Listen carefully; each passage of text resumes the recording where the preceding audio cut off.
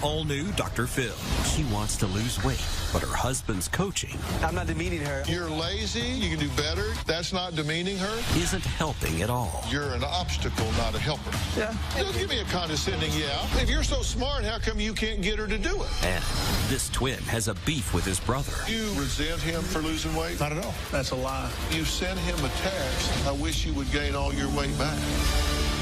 Let's do it. Have a good show, everybody. Here we go. This is a safe place to talk about hard things. Stand by, Dr. Phill. I'll try to be an emotional compass and point you in the right direction. In 5, 4. I am not giving up on you. Go, Dr. Phill.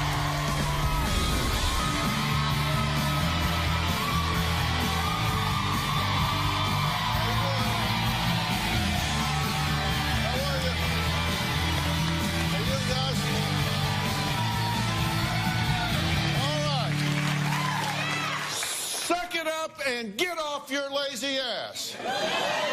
Quit crying like a baby. I have to be a bitch or you will fail. It's my job to keep you from getting fat. Stop being a lazy fat ass. If you would listen to me, you would get in shape. The ladies love me. Don't you want to look like this? You fat ass. What if saying those things was the way your family and loved ones decided was the way to motivate you to reach your New Year's goal of losing weight? That work for you? Yeah, really. Well, those are direct quotes from some of my guests today who say this tough love is exactly what their wife, daughter, and identical twin brother need to hear. Well, you'll meet these master motivators in just a bit, as well as the loved ones who all want them to just back off and leave them alone. Nicole says her husband, George, is a fitness freak who has absolutely no compassion or empathy when it comes to her struggle to lose weight. But George says, hold up here. He says he's not some big jerk. His wife is just, well, lazy. When we got married, Nicole was really fit. She was really hot. I wanted to be the hot parent. Helping Nicole try to lose weight is real tough. Nicole is her own biggest obstacle. Nicole is lazy. Straighten your arms, straighten your arms, straighten your arms. And that goes against all my fitness philosophy. And my biggest thing is don't be a big baby. Come on, that's what I'm talking about. Let's go. See, you ain't got no choice now. Let's get it. I'm gonna punch you in the face. That's okay. I tell her, quit crying and just get it done. I feel like when I'm in there with him, I'm more like a client that he's working out with. He's rough and he's strict. You're fine. Done. Come on. No. Yeah, if you want. No, I always tell him, I'm not one of your workout friends. I can't bench press 150. Come on, you got a few more. He'll tell me, quit being a baby, suck it up. Suck it up and do it. Suck it up and do it. Just get it done and it's over with. I feel like a failure as a wife and a mother. I don't feel that my body type matches my husband's type because he's so fit and athletic. People always are like, God, your husband's so hot. When I look in the mirror, I don't really like what I see anymore. I feel like I've become somebody that's not even me. I just don't know what to do. Okay, you were listening to me, right? Yeah. Did you think you'd walked into your own garage, your own gym? Yeah. Does it sound like him? Yeah, oh yeah, that's exactly him. And how does that work for you? Not very well. How do you feel when he does that to you? Honestly, like I want to punch him in the face. So, what's your thinking? She's just lazy. And you say she just makes excuses time after time after every time. day, all the time. She's too tired, or I'm not feeling it, or she's really looking at me. Yeah, I can totally feel her in me right now. You know what I mean? Yeah. You know, it's just the same crybaby stuff all the time. You know what I mean? It's no, I don't. It gets old. It gets old, really. Yeah, I bet. Yeah. So I bet it gets old over here too. Yeah. So here are some of the things that he says, right? I wish she'd quit crying about it and just do it, right? Her body has looked great when she works out. Her body feels tight in my arms. Oh, yeah. If I could train you and show people what we did with you, it would be awesome. Yeah. Like a little door prize. Really? You would be the door prize. Yeah. For me, though. Yeah. Because whenever she's feeling good, I mean, it's awesome. Happy, like they say, happy wife, happy life. And that's real. That's why you should put that on a T-shirt somewhere. You know what I mean? That's so real. So Yeah, how's your we need to go life? about that approach then? No, I'm not saying it's bad. No. See, I'm digging myself in a hole. Hold on. Yes, you are. Yeah. Come on, man. What was the question? Hey, don't look at me, buddy. You're the one digging a hole. So you said happy wife, happy life. So is your life happy? Yeah, that's good. So your wife's happy? Yeah.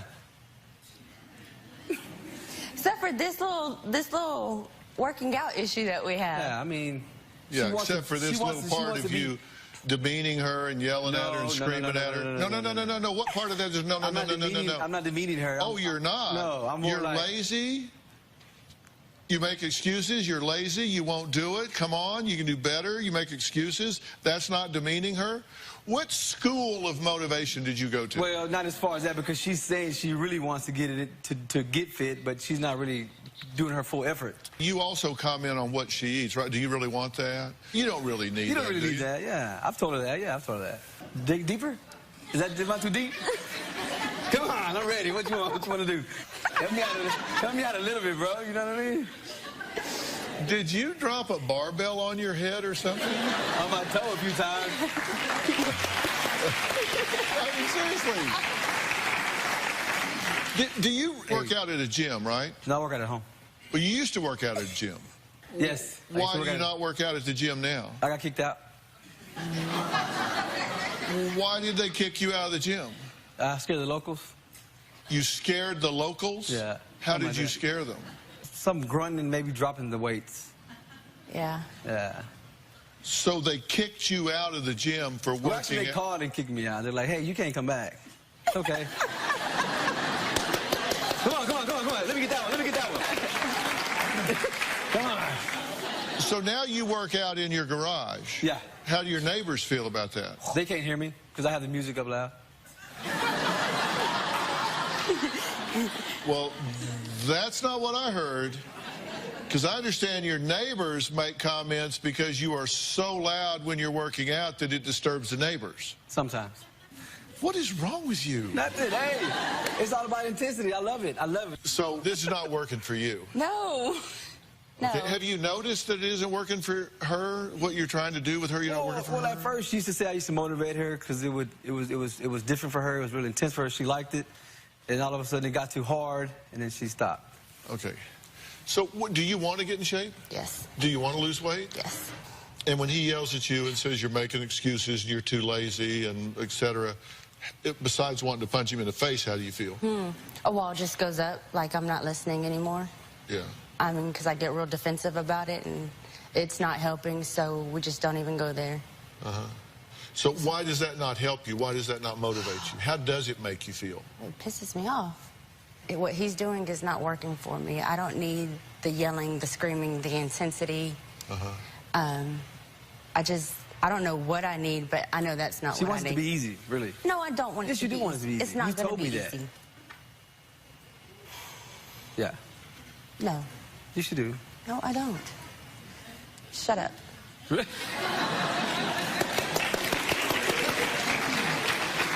And you want to do it the way you want to do it? No, because I know everything works different for people. No. But I know as far as... When did that light bulb go off? If you Because start it getting hasn't stronger, been you got to push a little bit more. You know what I mean? It's got to work. It's got to work a little harder every time. You're an obstacle, not a helper. Okay. Based on results, right? Yeah. Well, no, don't give me a here- condescending No, you're yeah. saying If you're so smart, how come you can't get her to do it? That's just it. I can't. So that's why we stopped. But if you've got the answers, how come you can't get the results? Because I need more effort from her. Then if you're so smart, how come you can't get more effort out of her? That I don't know. Well, maybe you're not so smart. Maybe you're right then. You're right. Yeah, maybe. Maybe. Could be. Next, is George right about Nicole being lazy, or is his obsession with being Mr. Fit leaving his wife to pick up all the slack, leaving her with no time for fitness? Is she really lazy, or is she doing some other stuff? I don't know. We'll talk about that after the break.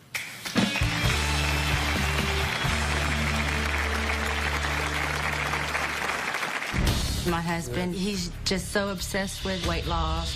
I feel like I have 1,000 things going, chauffeuring kids somewhere, and I just wish that he could see that. And he'll tell me, you got to make time to work out. And I can't just stop running a household just to work out. It's selfish, and I have a problem with being selfish.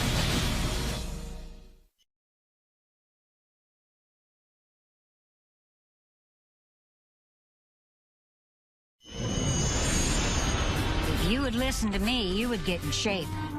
I have to be a bitch or you will fail. Suck it up and get off your lazy ass. It's my job to keep you from getting fat. Stop being a lazy fat ass. Quit crying like a baby. You fat ass. Just suck it up and get off your lazy ass.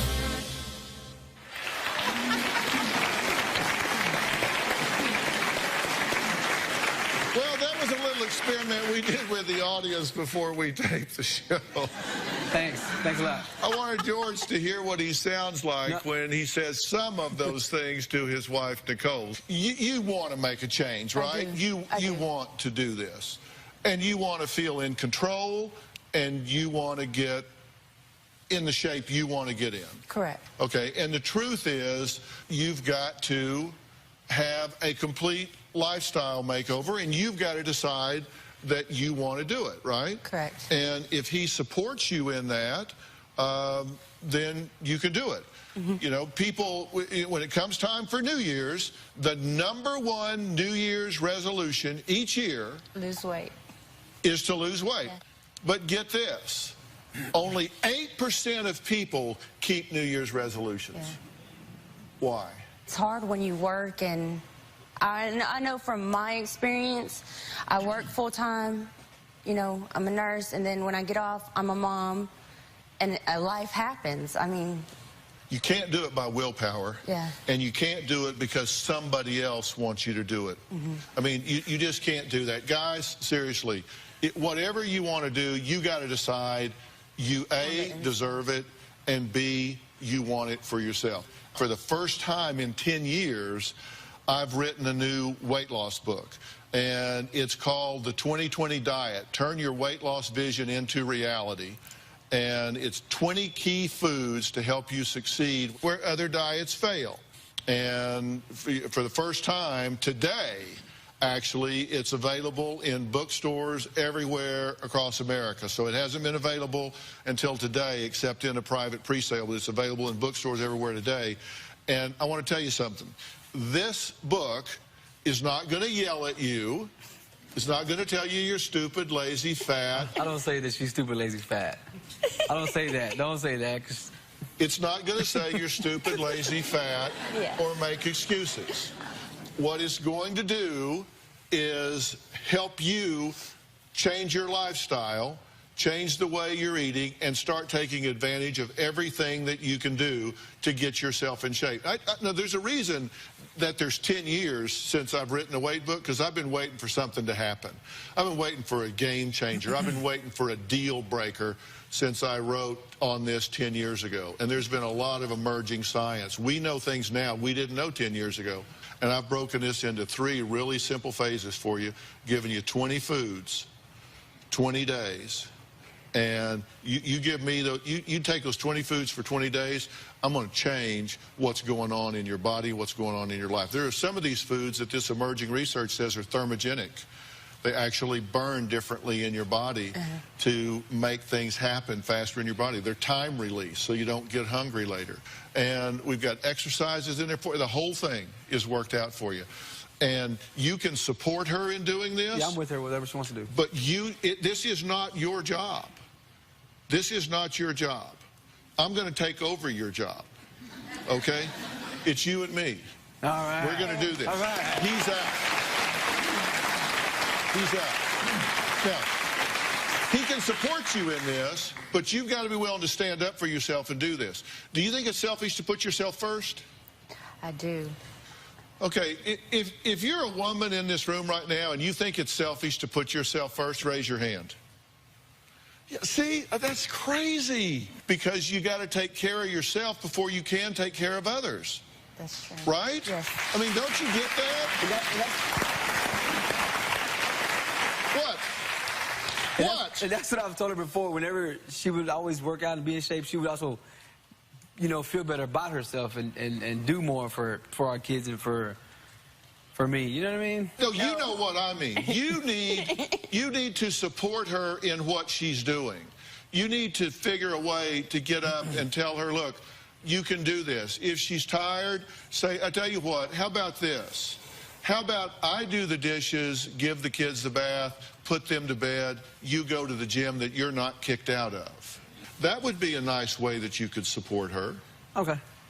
Give me 20 days, 20 foods, 20 days, and at the end of that 20 days you don't feel dramatically different, then we'll talk. Because I'm going to detox your body in phase 1, I'm going to energize you in phase 2, and then we're going to really start moving in phase 3, and you're going to see a dramatic difference you're not going to believe. I'm ready. Okay? All right. I'm ready. My next guest says it's her job as a mother to constantly make sure her daughter doesn't look like a slob and stops gaining weight. I wonder where in the parenting handbook it said to call your daughter a fat ass as a motivational tool. We'll be right back.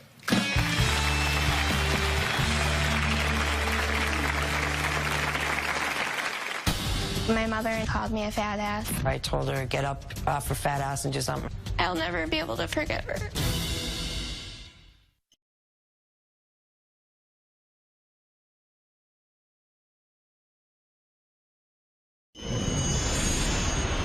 I'm very emotional right now.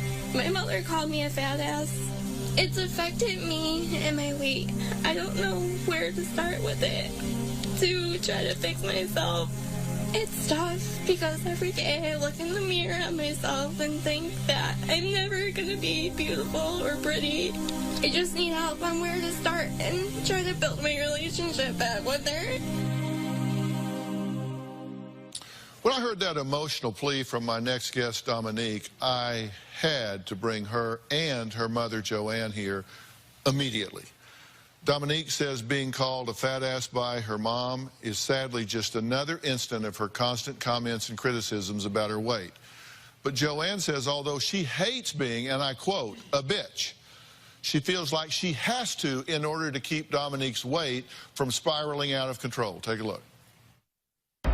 I weigh 229 pounds. I'm always on Dominique's back to lose weight because I'm afraid she's going to spin out of control. My mother is always mean to me and constantly making comments about my weight. It hurts me to see you getting bigger and bigger, Dom. But it makes me stressed out when you say that stuff to me. I think she should lose about 80 pounds. She always tells me that I'm gaining weight and I shouldn't be doing that. She's always picking on me. She needs that little push. I feel like I have to keep on her. She's always questioning my every move when it comes to food. I'll go up and check her room and I'll find a soda can, candy wrappers, but she sneaks food so I won't see her. It's easier to hide the food than to confront her about it. About a year ago, my mother and I got into an argument. Our fight got really bad. She called me a fat ass. Told her to get up off her fat ass and do something. I can't remember exactly what I said. I called you a fat ass once. It still sticks in my mind every day. That's why I have breakdowns all the time. My mother called me a fat ass because of the way I was wearing my clothes. They were too tight. If her fat rolls are showing, I will tell her about it so people aren't making fun of her.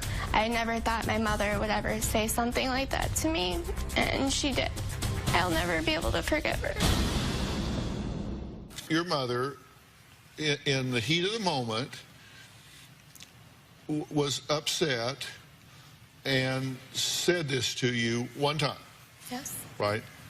And you said, I can never forgive her, and I just can't get over it. Right. And how do you feel about that? Think that's a bit of an overreaction on her part? A little bit. Yeah.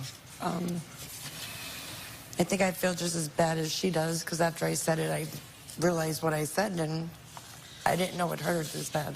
Yeah. Well, you know, that's not what bothers me about this dynamic, really.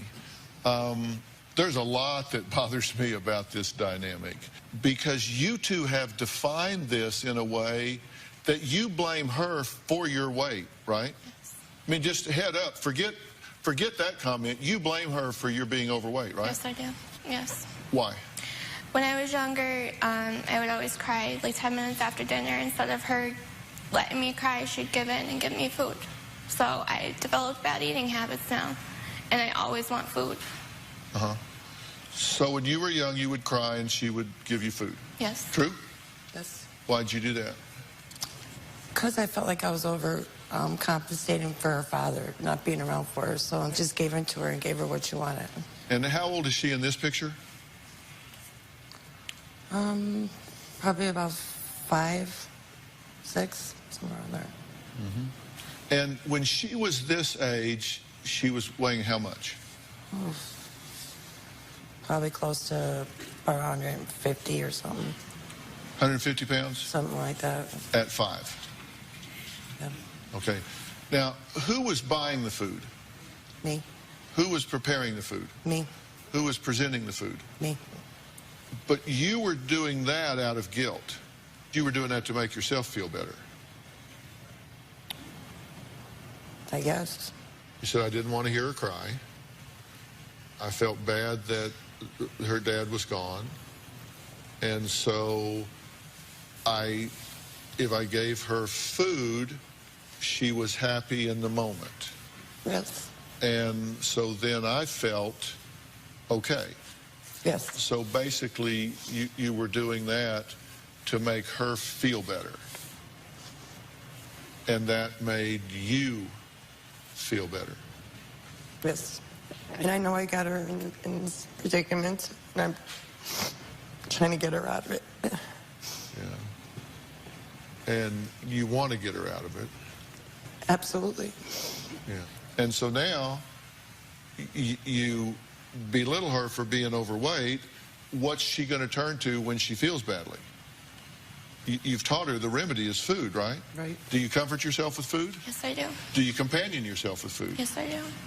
So what's it going to take for Joanne to fully understand how her daughter feels every time she brings up needing to lose weight? I have an experiment I want Joanne to do. This could be a wake-up call she needs to have. That's after the break.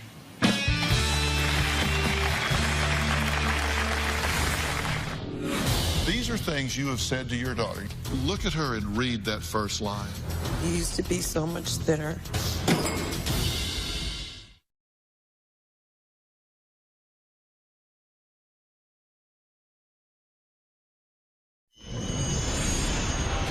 When I was about 11 years old, I was close to 200 pounds. I was bullied. I was called a cheeseburger. And in the gym class, I was always last to be picked. I was never accepted. My mother never really stepped up to help me, even when I was being bullied. She always used to give in and give me food, and that never helped either because now I'm the way I am. We're talking about weight today. I've written a new book. It's called The 2020 Diet. Losing weight is not rocket science. It really isn't. Hunger is a gift. You think hunger is a curse, right? Because, God, if I just wasn't hungry. Hunger is a gift.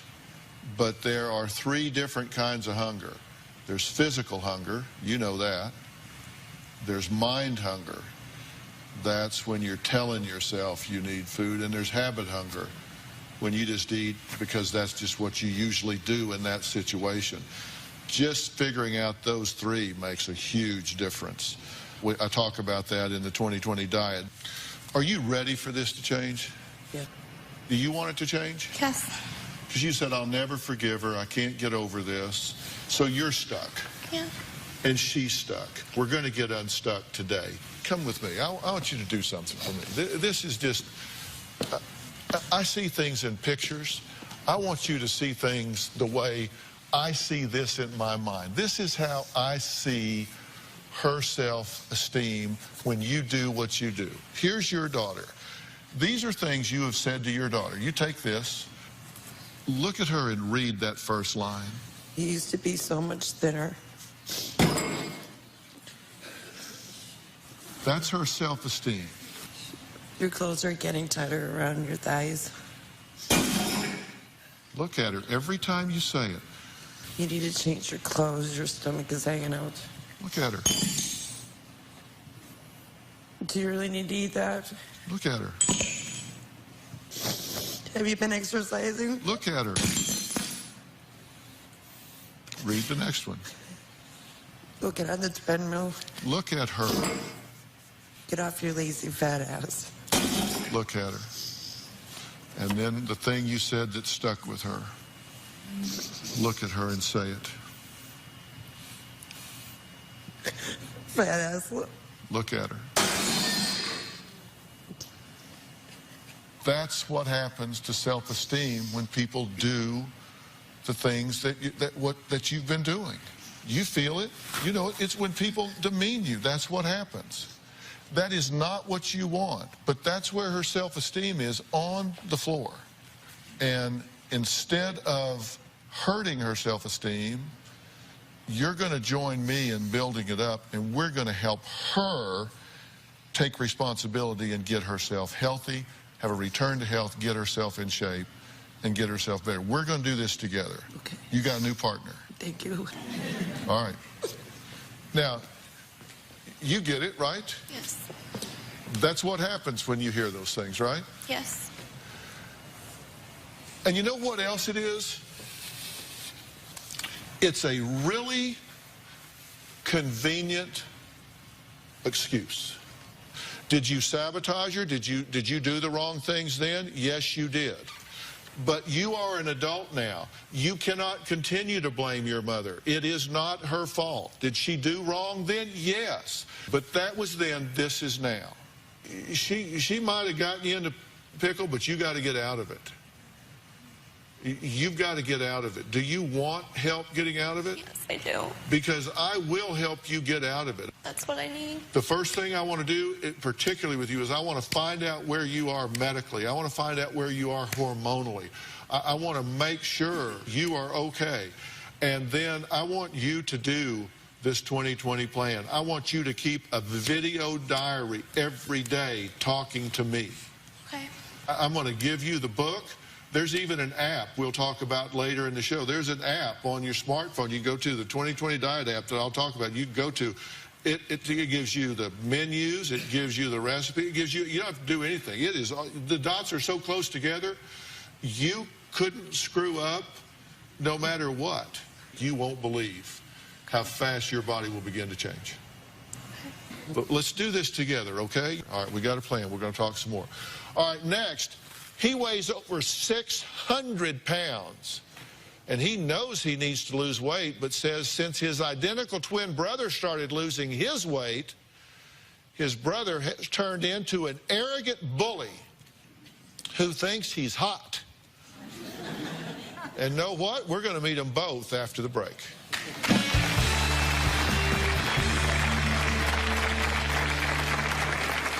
In the last year, Adam started to lose weight, and he's really become a big arrogant ass. He started taking more jabs at me about my weight. Hey, fat ass, can you get up on your own? I'm pissed off that my brother doesn't do anything about his weight.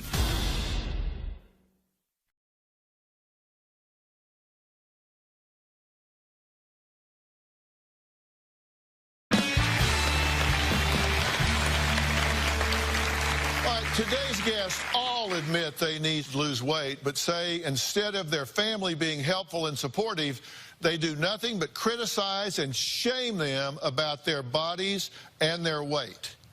Listen, in order to get healthy, you need to want to do it for yourself.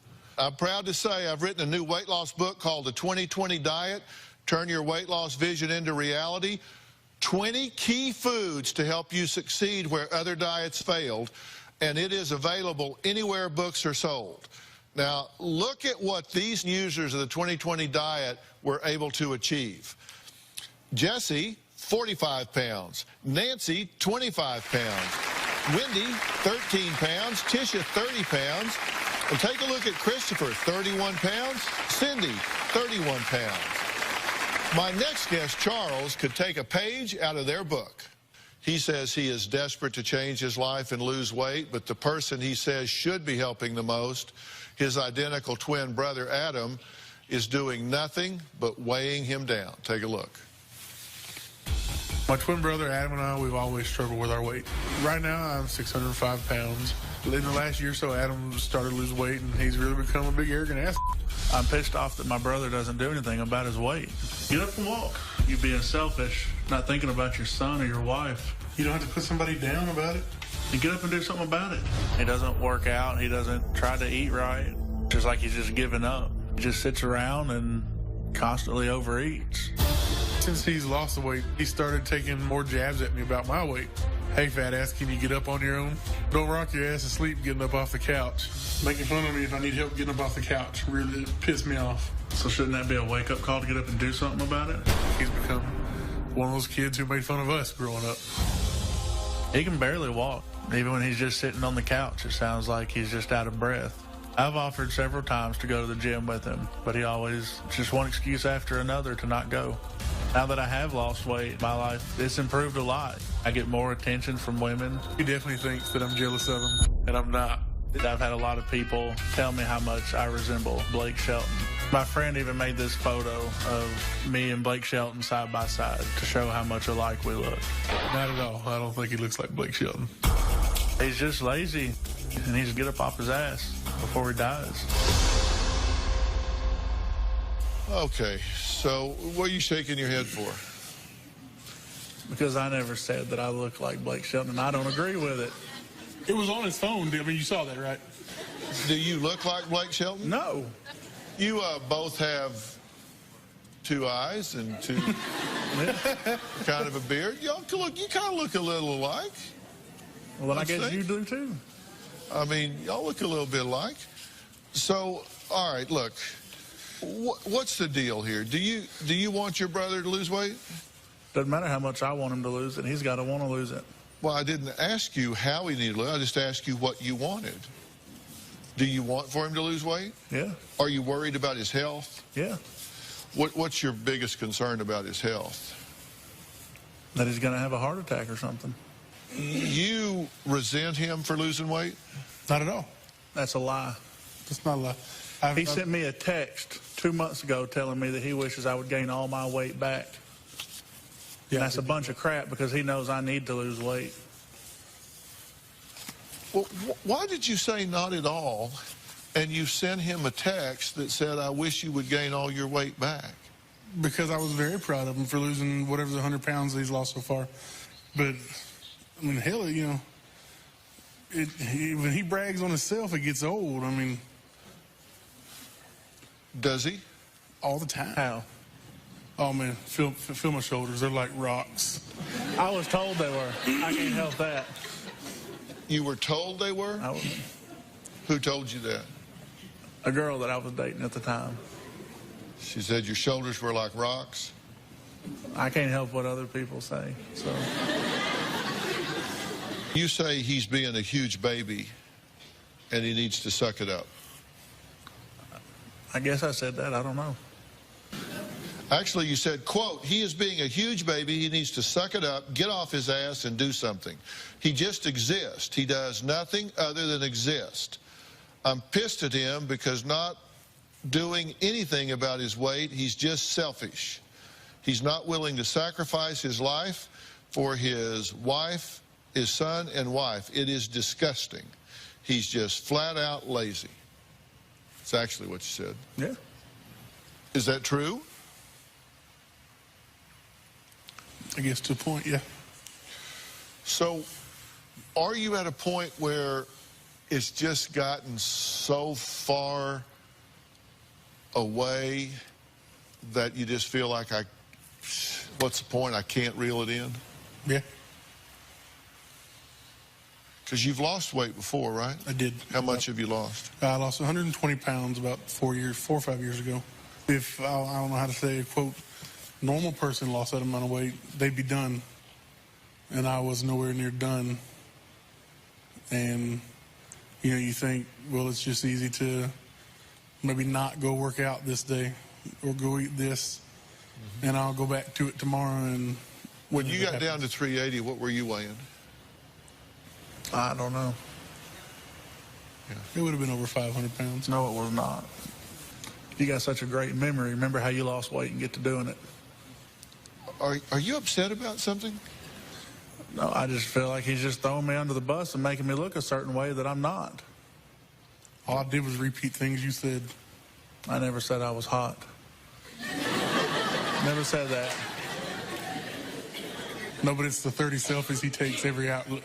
What? It's the, damn, I was made for Hollywood. Look at this. I was. Hey, can't hide the heat, right? All right, next, Charles knows he didn't get to weighing 600 pounds by eating salad, but I don't think he realizes the amount of toxicity he is ingesting, but he's going to when we come back.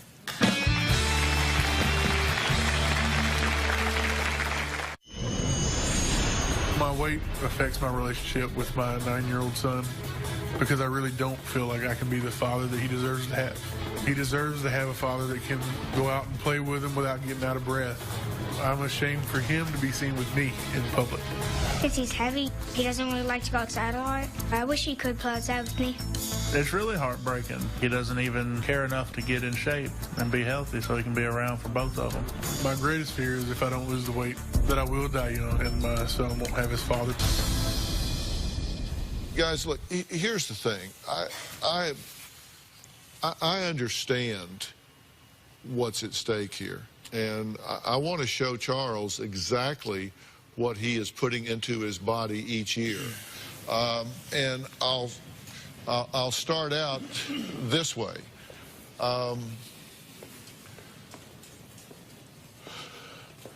And you guys come up here with me.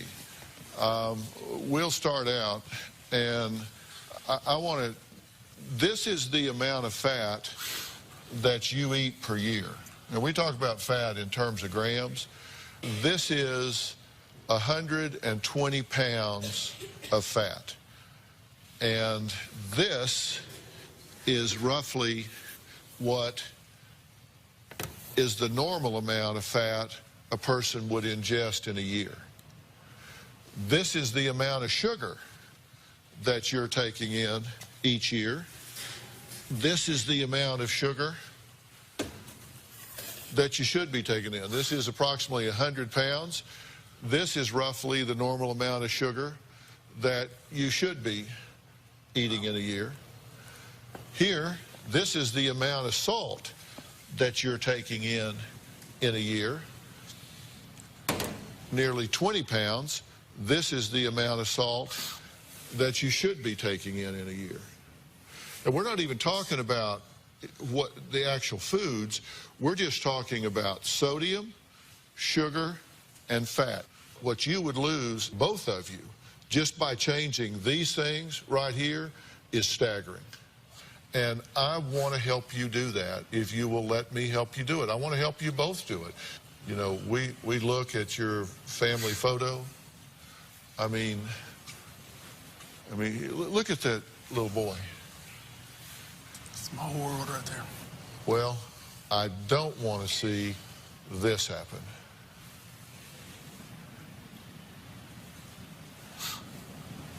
I don't want them on that dock without you.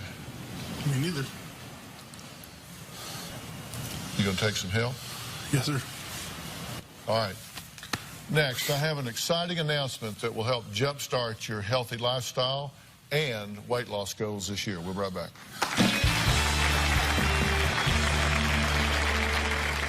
Here's a look at what's coming up tomorrow on The Doctors. 15 beauty trends to watch out for in 2015 and the tragic accident. Landmine detonator exploded in his face. Now, how the doctors are changing his life. That's tomorrow on The Doctors.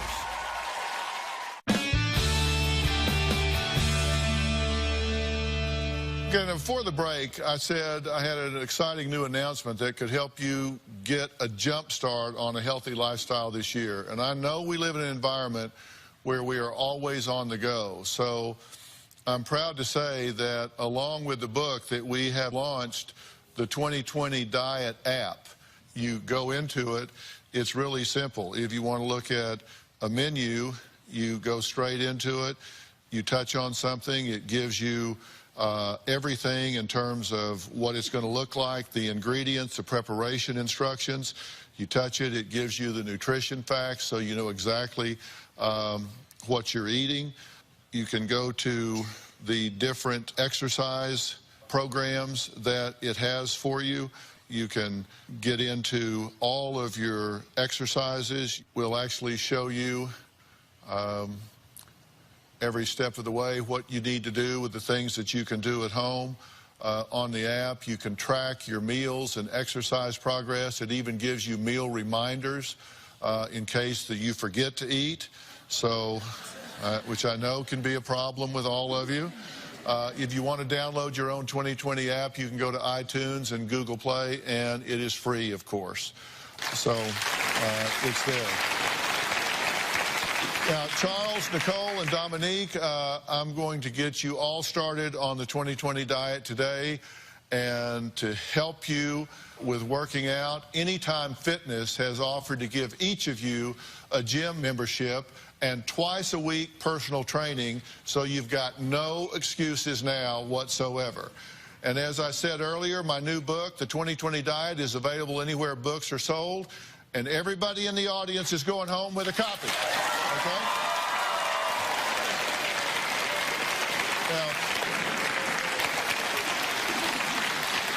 Now, you two brothers, this is y'all's birthday, right? Yes. So today is your birthday.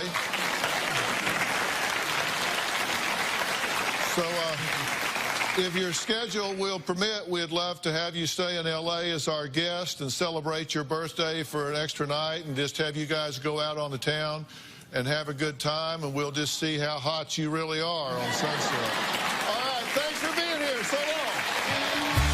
All right, happy birthday, man. Happy birthday. All right, guys, go on.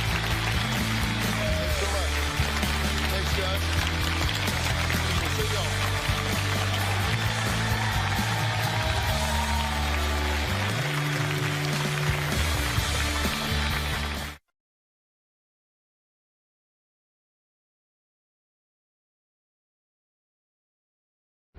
The following program contains strong sexual content. Viewer discretion is advised. Today on an all-new Dr. Phil, Sons of Gun star arrested. William Hayden's in jail on child sex charges. His daughter's exclusive interview. Your sister confided that he had been molesting her since she was 11. Do you believe there are other victims? Shocking new accusations. Tell me what you say happened between him and you when you were 12. Did you tell anyone about this before now? I hadn't even told my husband. Plus, a Texas father accused in a revenge killing was acquitted of murder charges. This man that ran into you and killed your children, are you sorry he's dead? The shocking police video from the night of the accident. And the heartbreaking aftermath. You relive it over and over again. Do you, at any level, blame David for what happened?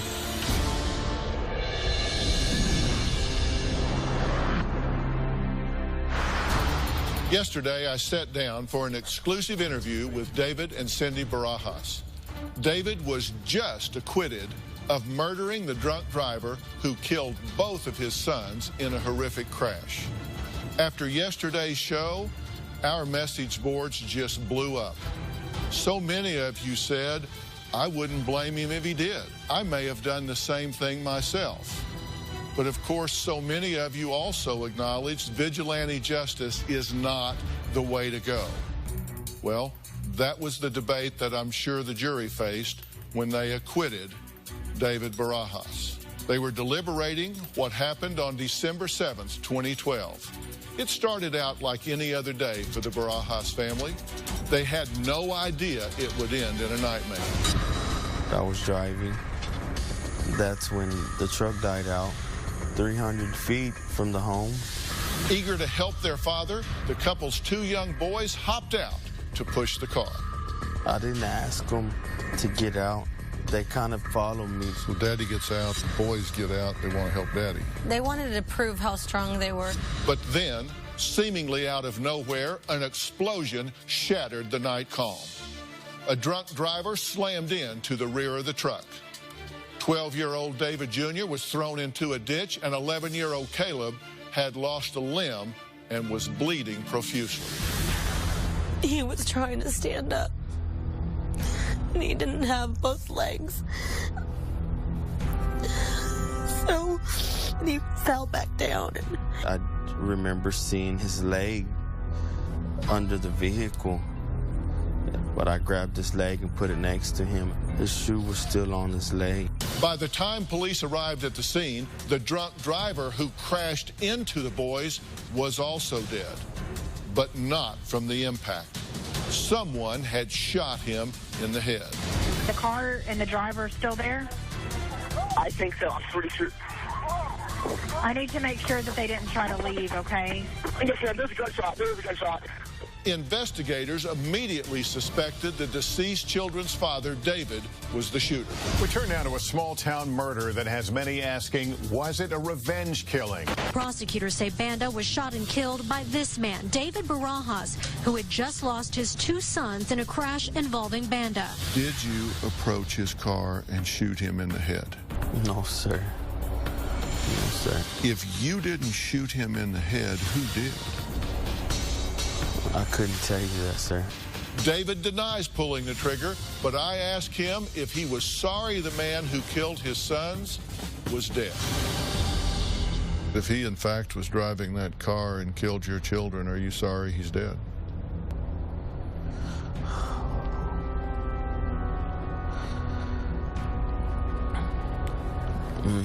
You put me on the spot on that one, Dr. Phill. That's a very tough question. I don't wish death on nobody. If he was, in fact, driving, he definitely destroyed us, turned our life upside down. We have to put ourselves in their shoes because we all lost, you know, it was a loss. But that's a very, very tough question. I'm hurt, I'm destroyed, you know. The prosecutor said that she has no regrets about bringing the charges. We believe that Mr. Barajas committed this crime, and we also know that the jury did not believe that beyond a reasonable doubt. We respect that. How do you feel about that statement? It's upsetting. It's hurtful. I feel like they were trying to stick me since day one. You were arrested, and you turned yourself in. Did you spend some time in jail? Yes, sir. How long? I spent 5 days. How did you feel about that? Destroyed. I just lost my 2 sons that I love with all my heart. And here I am, chance of losing, you know, the rest of my family, of me being behind bars. For life? For life. How was it for you at home with him in jail? you already lose half your life and don't know whether it's a dream or if it's real. Having to explain it to your daughter. The kids at school bringing her newspapers to show her that her daddy was arrested and what he was being accused of. Mm-hmm. Were you shocked that you were arrested? Did you see this coming? I was shocked about it.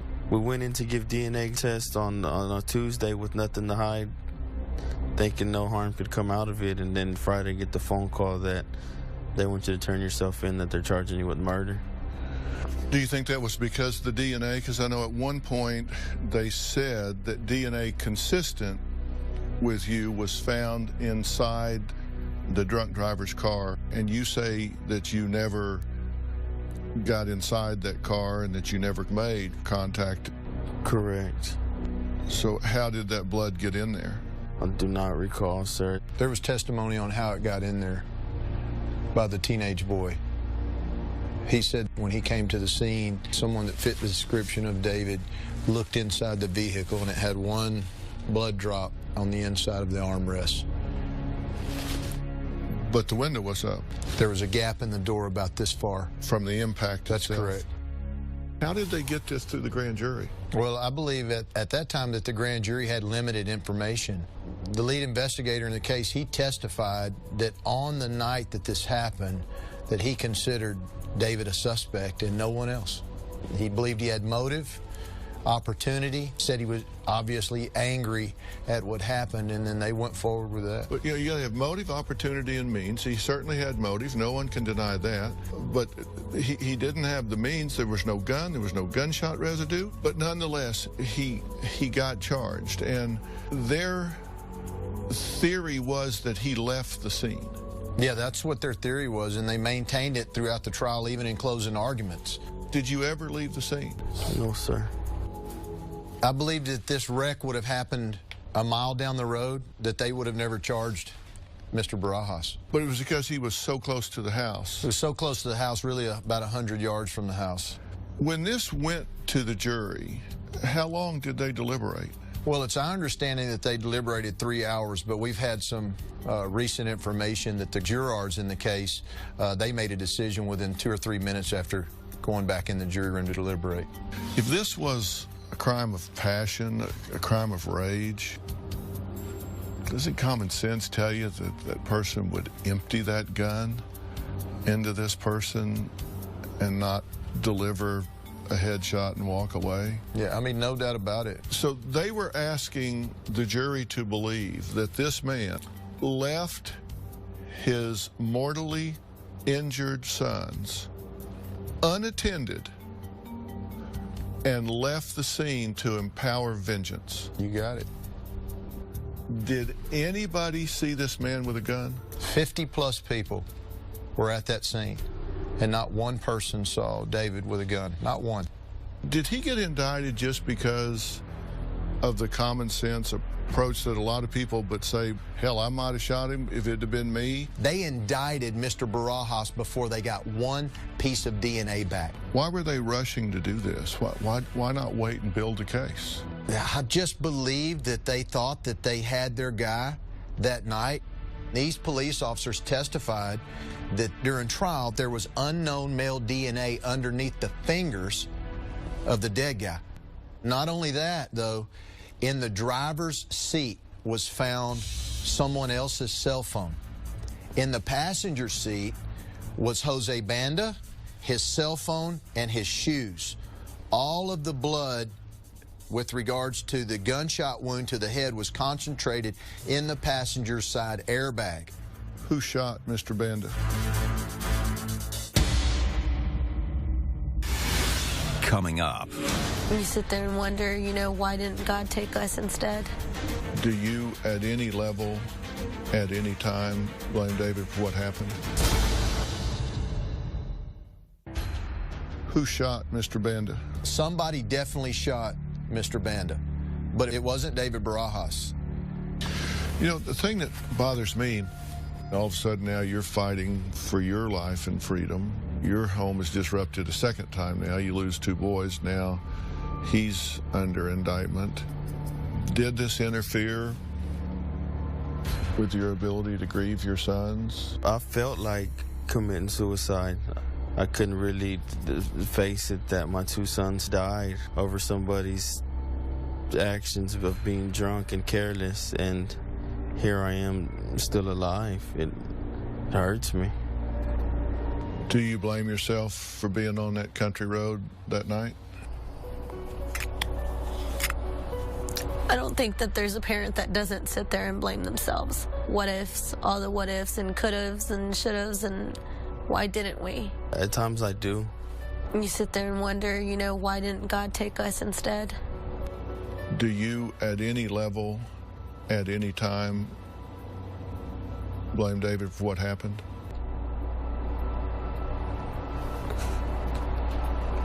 I blame both of us. Do you blame Cindy at all? I blame myself. I don't blame her. Those thoughts did go through my head from time to time. Why did she let him get out? But at the same time, they wanted to do what they wanted to do. Do you blame yourself for letting your daughter out and see what she saw? That I wasn't fast enough to get there before she did.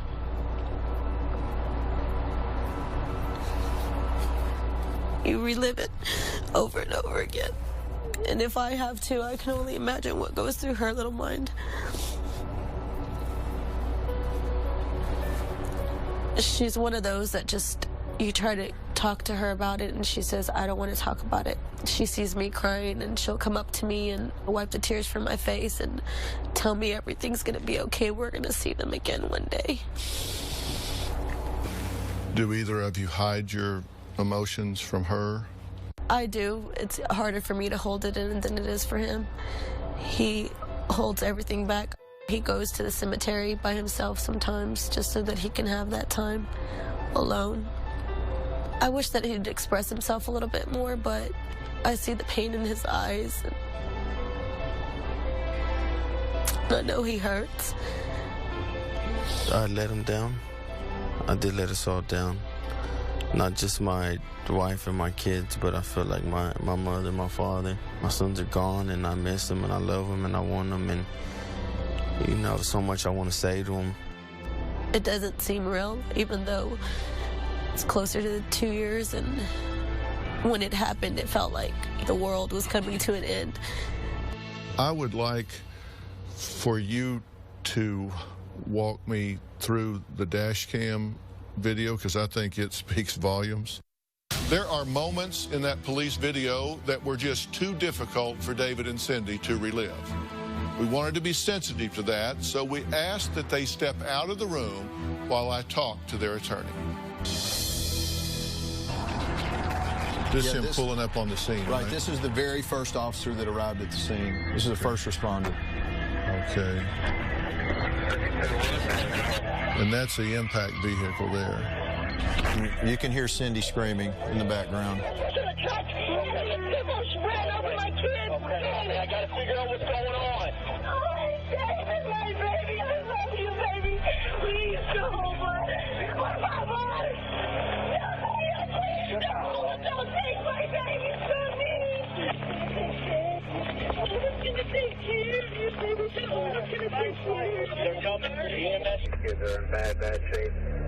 Just for your information, one is possibly going to be DOA. As you see, the police officers are providing no assistance to the children, none.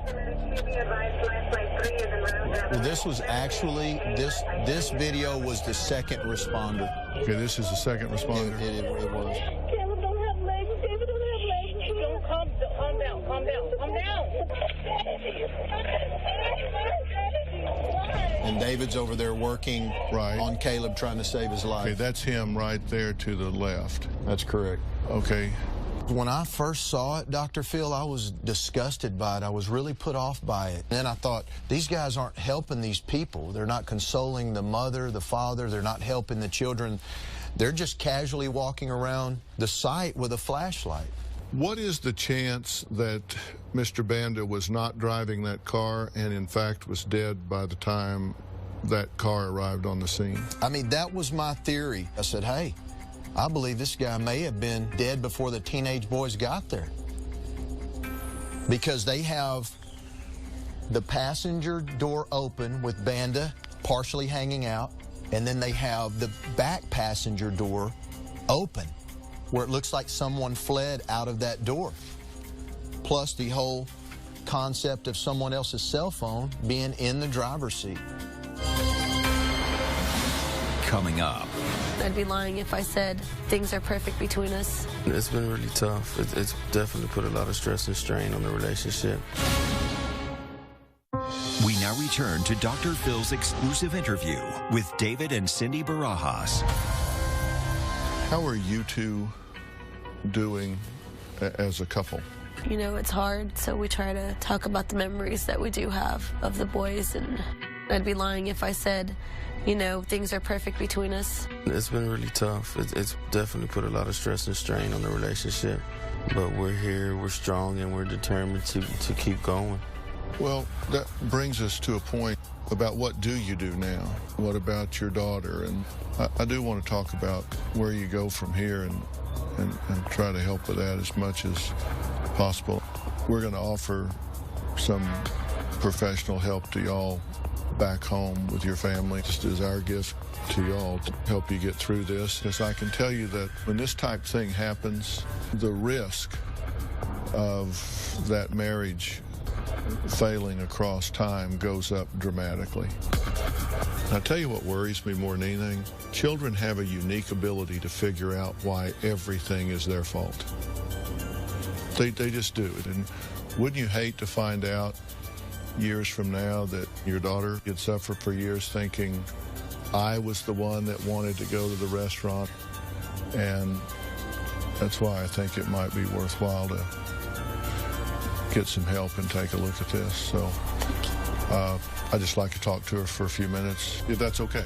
It's fine. Janessa, I'm Dr. Phill. Hi, Dr. Phill. How are you? Good.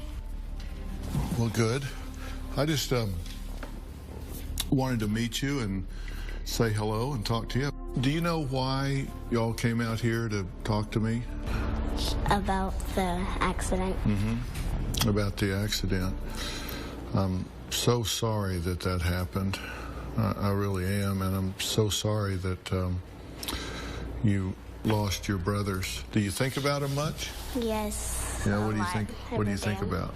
Like what they're doing right now, like if they're just like sleeping or they're just relaxing. Or how do you think your mom and dad are doing about all of this? They try not to cry and they try to be strong, but like sometimes they just break and start crying. Mm-hmm.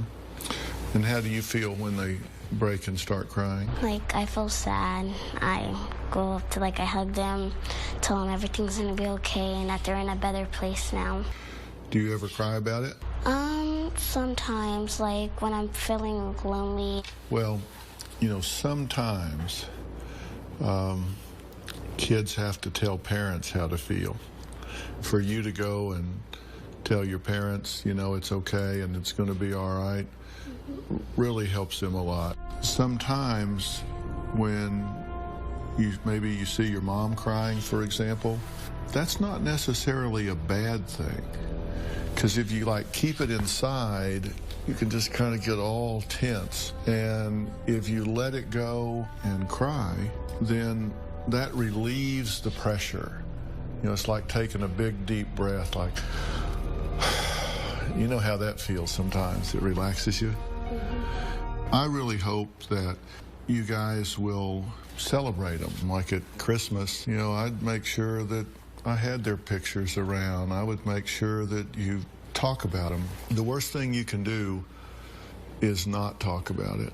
And if there are times that you feel like you need to talk, you go, oh, I hate to bring it up because my mom's having a good day. I'd hate for you to feel that way, because the best thing you can do is talk. And when your mom hears you talking, when your dad hears you talking, then they know you're okay. You just need to think about the fact that you had two brothers that loved you, and now you got two angels watching over you. So it's different, but it's still them. With this acquittal, in the eyes of the law, it was not David Barajas that fired that gun that killed Jose Banda Jr. So who did? And was Jose behind the wheel when his car slammed into Caleb and David Jr.? Well, we may never know the answers. What we do know is that David and Cindy Barajas have lived through a nightmare that no parent should ever have to experience. The love and faith they share will surely help guide them through these dark times. I'd like to thank them and their attorney, Sam Kemick, for joining us. Coming up, another family in the headlines. Sons of Guns reality star William Hayden is accused of the unthinkable, sexually abusing his own 12-year-old child. What really went on when the cameras were off? Our exclusive interview with his daughter is next. You won't believe why she says she's no longer defending her dad. New information about the arrest of this reality TV star. William Hayden's in jail on child sex charges.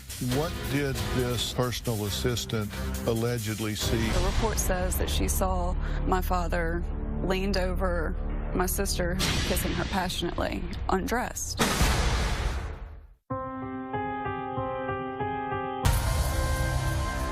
William Hayden scored reality TV fame with his gun-toting antics on the Discovery Channel show, Sons of Guns. But fans were stunned when the star was arrested on charges of child molestation and the aggravated rape of a minor. New information about the arrest of this reality TV star from Baton Rouge. The Sons of Guns boss was locked up over the weekend. Tonight, William Hayden's in jail on child sex charges. Second time since August 9th when he was charged with child molestation. Both cases involved the same 12-year-old girl. The show was shot at his gun shop, Red Jacket Firearms. Now the famous gun shop he owned is putting distance between itself and the boss. Rachel Hayden said her husband didn't do it. I do believe that she would have told me. Documents obtained by WBRZ News 2 paint a different picture, saying Hayden started having sex with the girl a year and a half ago when she was 11. She says she was raped almost daily. William Hayden told me he's innocent of all the charges against him, and the woman making the allegations against him drummed up charges because she was angry with him. Most recently, this photo taken when he was booked into jail in Livingston Parish. It comes as new allegations came to light today. Just this past week, authorities charged Hayden with an additional count of forcible rape after another victim came forward claiming Hayden raped her when she was 12. Today, William's daughter, Stephanie Hayden Ford, who also co-starred with her father on Sons of Guns, is speaking out for the very first time in an exclusive interview. Describe the day that your father was arrested for the first time. Tell me how that day went down. Where were you? What happened? I was actually taking my kids to the movies, and I got a phone call right before we walked into the theater. I ignored it. A text message followed that, and it said, "Dear God, please call me." Who was calling and texting you? That was my father. I called him, immediately. What are you talking about? And he's like, well, the police came by, and I need you here, please. And he was so frantic, and I was like, Dad, just calm down. I'll be there. When I walked into the house, he was pacing, and I was like, what happened? And he says, I don't know. And he told me some police officers showed up.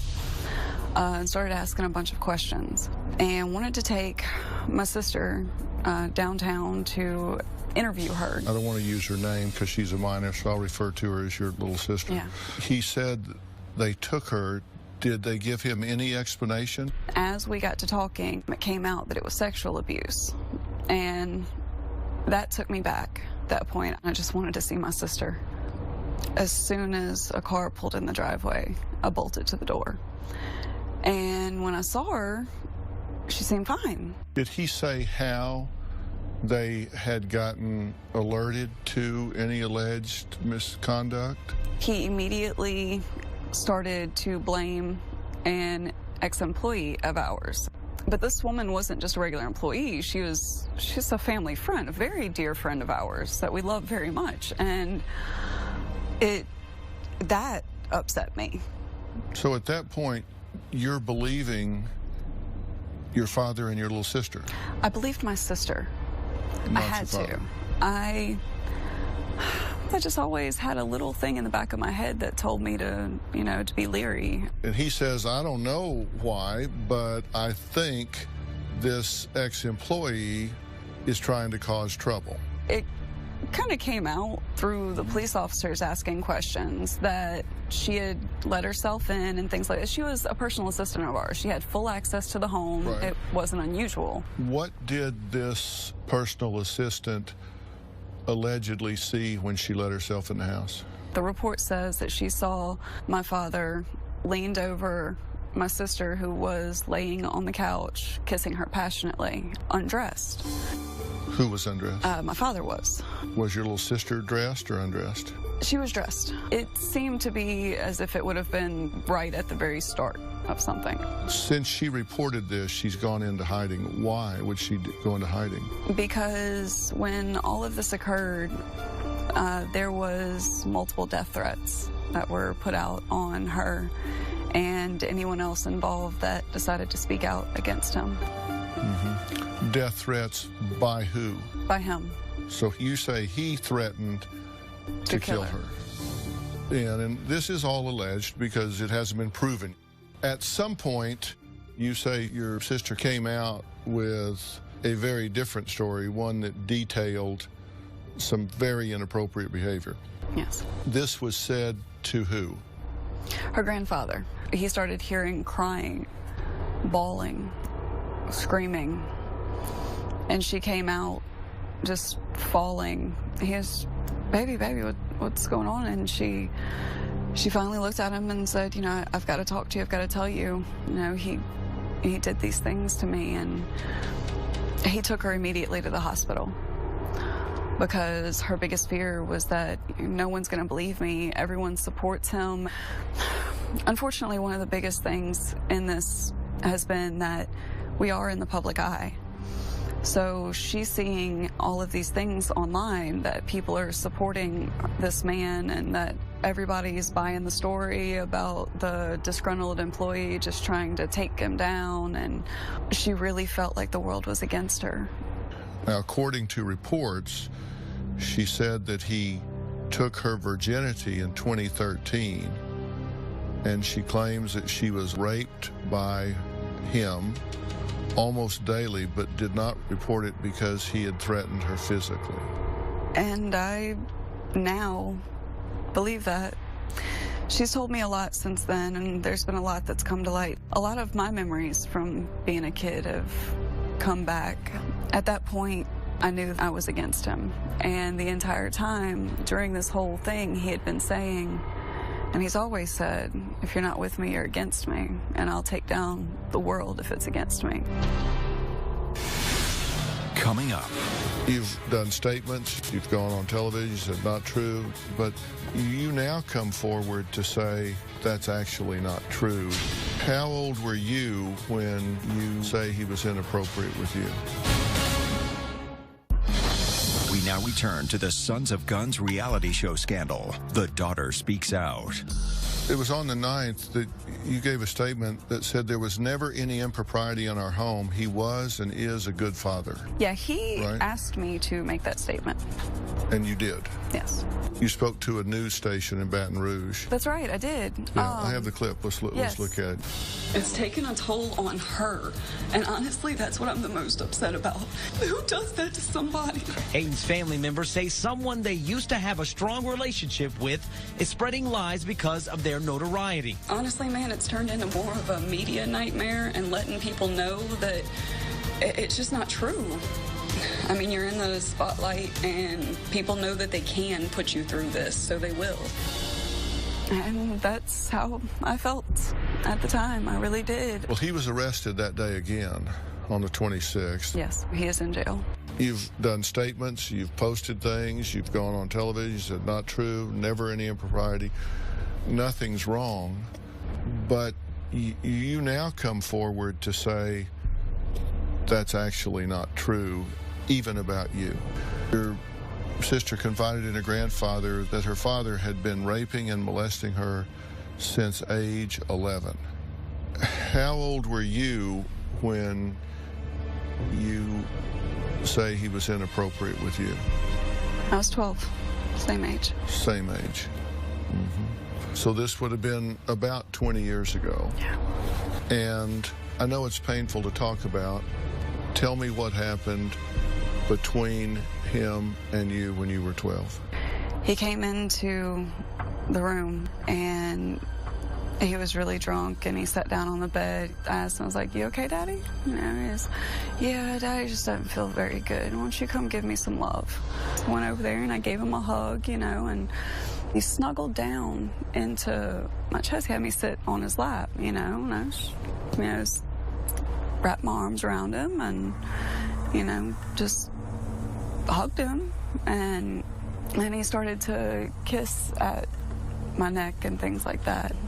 At that point, I realized that he was holding me pretty tightly, you know, and that he had me kind of in a spot. And it led to him pinching at my chest. And he pulled my shirt down and things like that. And he had his hand around my waist really tight.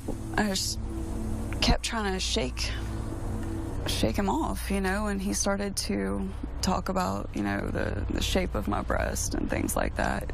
And he continued to proceed to kiss on my chest. And once that happened, I jumped back and got off of him. For some reason, he just left.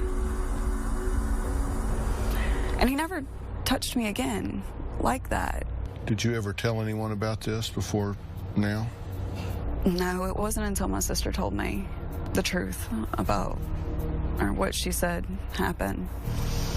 And I hadn't even told my husband. Knowing that this had happened to you at exactly the same age that he's accused of doing this with your sister, how did every warning bell in your brain not just start ringing big time? It did a little, but she was so convincing. All she kept saying was that she just wanted to go back home to her dad. And she loved him and she missed him, and that, you know, she just wanted it to be over. Me, after it happened to me, I was immediately depressed. I didn't want to go around him. I started carrying knives. So you're saying you know this happened to you, but she's not acting or reacting the way you did, so maybe it isn't true. She just kept persisting that it wasn't true. You didn't speak out when you were 12. You didn't tell your mother, didn't tell his wife, didn't tell the police, didn't tell anybody. So why are you telling this story now? Why here? Why now? Because I know that, for one, my sister needs me. She needs someone that can speak for her, that can be on her side. Do you feel like you let your little sister down? If you had come forward then, maybe this wouldn't have happened to her? Yeah. Every day since. That's all I can think about. Do you believe that there are other victims? We now return to the Sons of Guns reality show scandal. The daughter speaks out. Do you believe that there are other victims? I do. Since all of this has come out, one in particular is another family member of ours. I had to ask if he had ever done it to her, and she got extremely quiet. And she broke down crying. And she told me that it was true that it had happened to her twice in 2 different places at the age of 12. She says it happened to her by him at the same age. And she told you this when? This maybe 4 days ago, 4 or 5 days ago. Do you think there are others? And if so, how many? One of my friends told me that he grabbed her by the throat and threw her against the wall and shoved his tongue down her throat. So these people are starting to come forward now. Yeah. You've added up, 5 or 6 people here, including yourself. Are these people all going to come forward now? Yes. Are they going to file statements and reports? Most of them. So are you afraid of your father now? I'm very afraid of him now. You're saying this is it, it's the truth, and you stand by that. Yes. And if this is proven, he's likely to go to jail for a very long period of time. Yes. And you think that's what should happen? Yes. I think that he has spent his life manipulating people and hurting people. If you are called on to testify in trial, will you do so? Of course. You've sat on this for 20 years, and now you're telling this for the first time. How do you feel telling it? Dirty. The same way I felt I would when I was 12 years old. I'm scared. He controlled my entire world. Everything. Stephanie's husband, Chris Ford, also stars on the reality show Sons of Guns. He says he had no idea his wife was allegedly abused until after her father was behind bars, accused of hurting his youngest daughter. This is the first time she's ever said anything against her father. And the manipulation that he has apparently forced upon her over her lifetime. Stephanie has told me in minute ways what she's been through. I know that just the small things that I do know have bothered me tremendously. I don't understand the monster that it takes to want to rape your child. I don't understand the thoughts that go through your head to force that upon anybody, much less your own flesh and blood, or a child that's defenseless. How sick, how incredibly vile and disgusting and shameful of an action that is.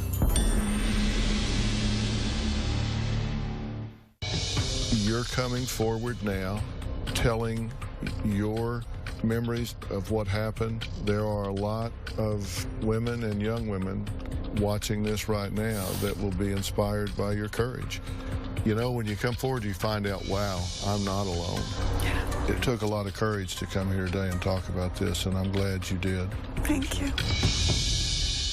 Stephanie having the chance to actually tell her story to the world, this is something that has been hidden inside her for over 25 years, was definitely freeing. There were things today that I'd never heard before. So to hear a bigger, more precise story than I really wanted to was tough. Immediately after our interview, she nearly fainted and collapsed into the arms of her husband. Stephanie basically had a panic attack. This is the first time she was ever allowed to publicly speak out against her father. It hit her hard. Having Dr. Phill give us the opportunity to come by and for Stephanie to be able to finally open up about this is a blessing.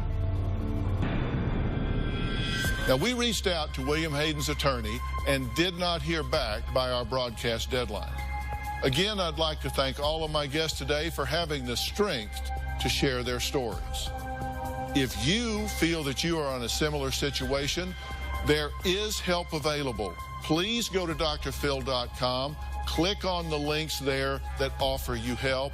I want to leave you with a tribute to David Jr. and Caleb Barajas. I want you to see these two wonderful boys the way their parents remember them. Thanks for watching. My son Caleb was outgoing, very smart. He was the student council, football player. Wore daddy's suit and tie. He was determined to be an attorney. He said, Dad, I want to be the attorney of the family.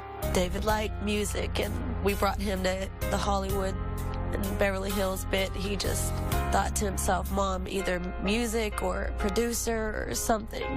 And I told him, I just want you to live out your dreams.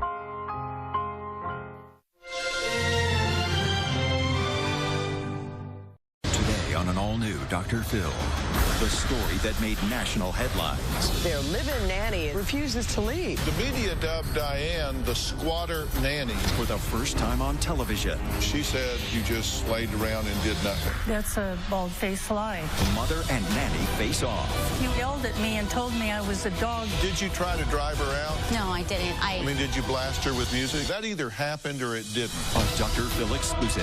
Have you ever been evaluated? Do you have any mental issues? You are a vicious, malicious person. Plus, my sister has sued my family approximately 10 times. She has done horrific things. The nanny's family speaks out.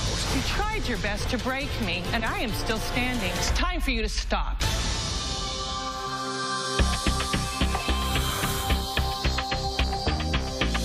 She was the nanny who was fired from her job, but refused to move out of the house.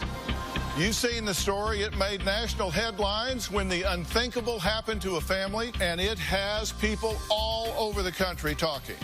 Now, Pretty Unlimited in New Jersey tweets, once people ask or tell you to go away from their home, you leave. You don't turn someone's home into your battlefield. Kitty Bradshaw in California tweets, good for the nanny for taking a stand. This will make people think twice before abusing their nannies and maid staff. People are divided. On the one side, we have a mother of 3 young children who says she wanted nothing more than to find the perfect nanny. And on the other side, a 64-year-old nanny who says she was made false promises and is now evicted. Well, for the first time, the two women face off on this stage, and we are going to get to the bottom of what happened. Take a look.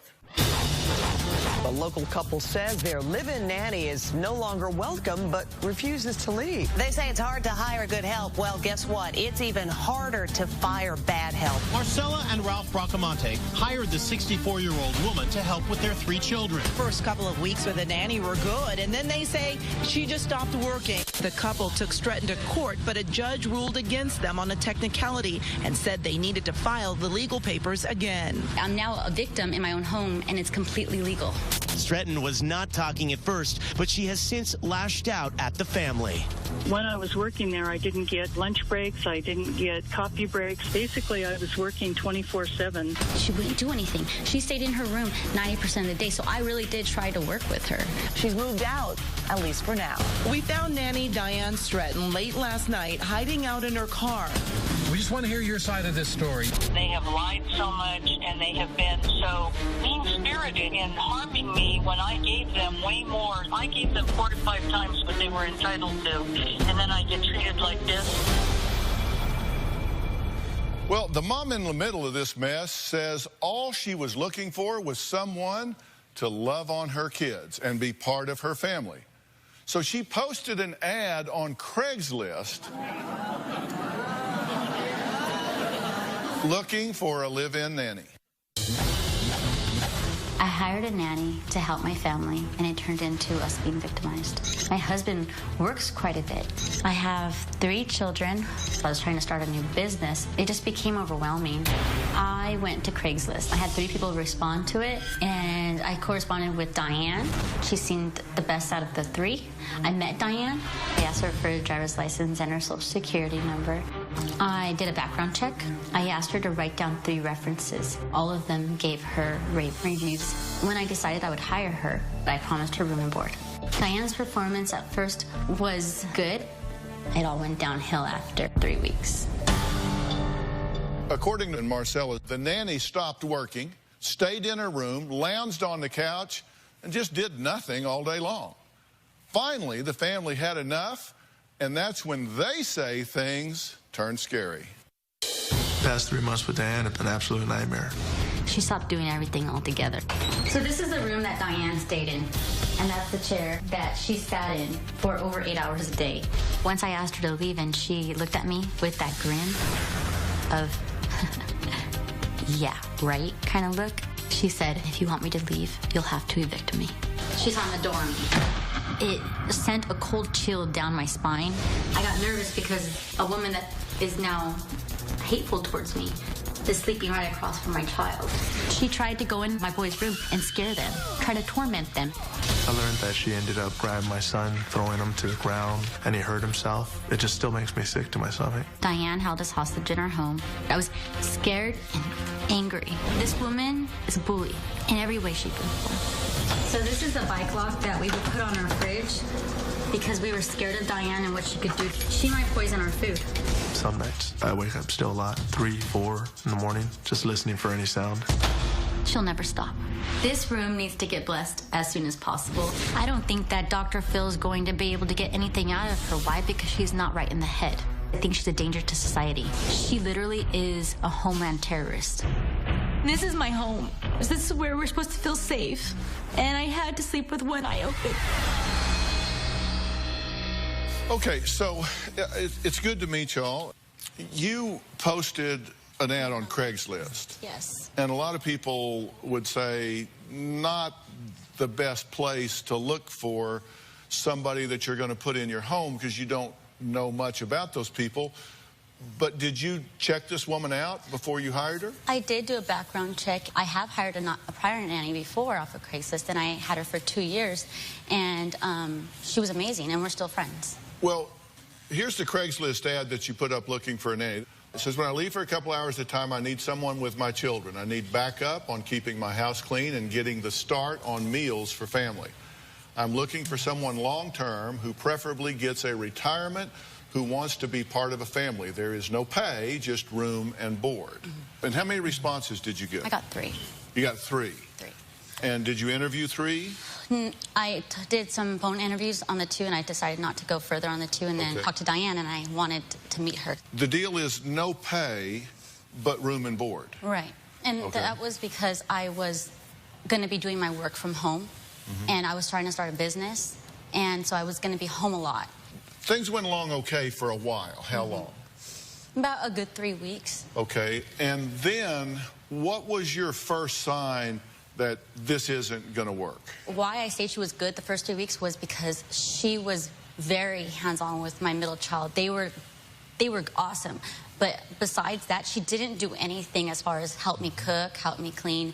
And I was just kind of letting it go because she was good with my kid. I didn't want to take someone away from my kid so soon. I was trying to talk to her, give her chances.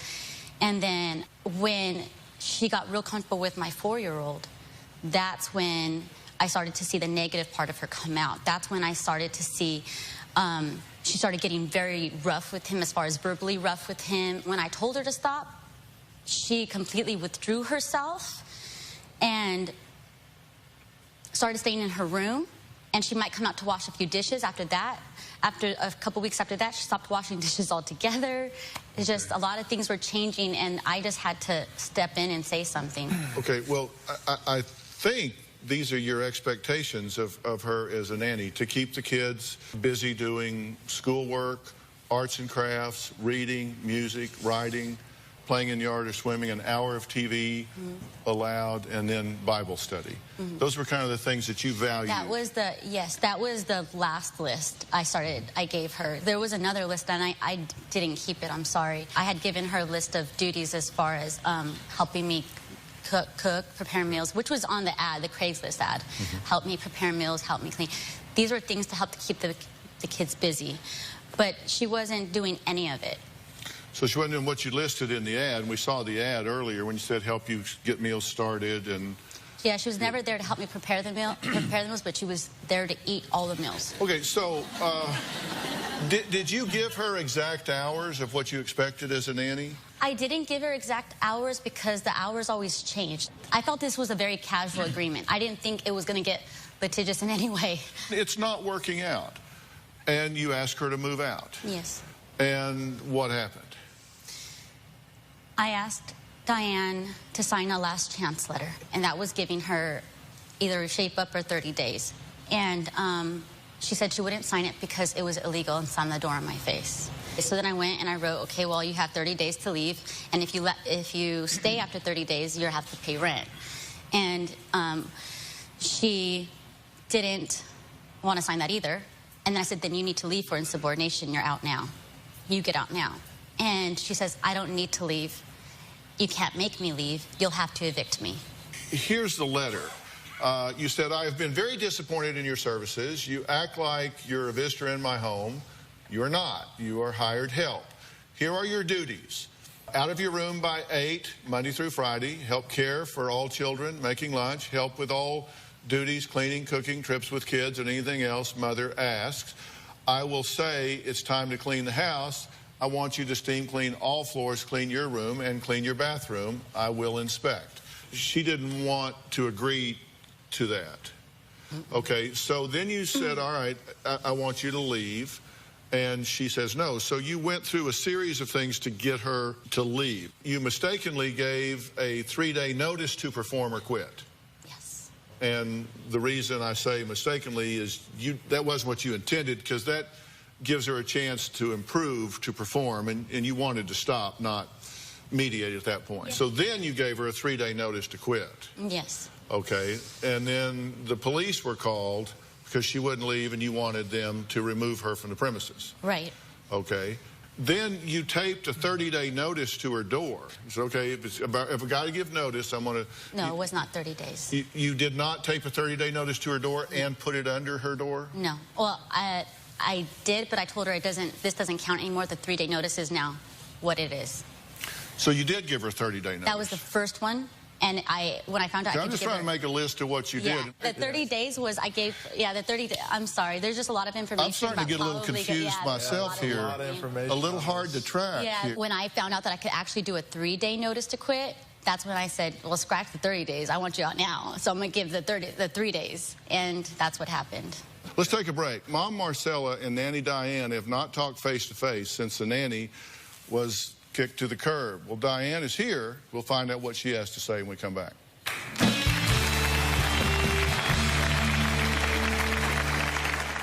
Marcella had the Wi-Fi turned off, the cable turned off. She put a lock on the refrigerator. She locked my bathroom and the laundry room.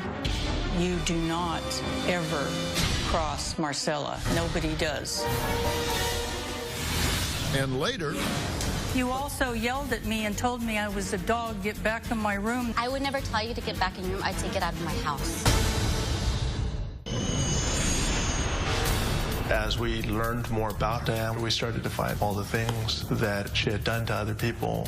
Stories of her childhood, how she used to torture her little sister, throw her in a cactus all the time. Stories about things that she's done to her children. We heard of her putting a knife to somebody and saying, you have to go to sleep sometime. It puts more fear in you. For the first time since Nanny Diane was finally forced to move out of Ralph and Marcella's home, she is here. You might guess she tells a very different story. Diane says she was the one who was harassed and tortured during her employment. It was very, very clear to me that you do not ever cross Marcella. Nobody does. A little more than 3 months after I started working there, Marcella gave me my last chance letter. When I didn't sign it, that's when everything blew up. She had the Wi-Fi turned off, the cable turned off. She put a lock on the refrigerator. She locked my bathroom and the laundry room. And I come home one night. The house is dark. Suddenly, all the lights went on. Why won't you leave? The whole thing was extremely unpleasant and an extreme violation of my rights. She wouldn't do anything. Nanny nightmare story. A habitual liar. In the media, Marcella has said that the family was afraid of me, that I would poison them, that I might stab her in the middle of the night. She's afraid that I would burn the house down. I never did any behavior that anyone could construe as being threatening in any manner. First of all, they have a nanny cam. So if any of these things were true, why have they not released any footage showing this behavior? Marcella has a very vivid imagination. She just enjoyed the media attention so much, and her story began to get embellished. She's a con artist. Con artists have a way of switching things around. Her Facebook page had said that she wanted to ruin me. I'm just afraid that she's obsessed with somehow harming me. She's done everything but take a gun and shoot me in the head. Well, Diane, come on out.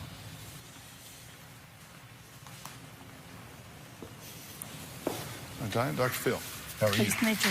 Good. Let's see, let's step right there. No. Help you up a little bit. There you go.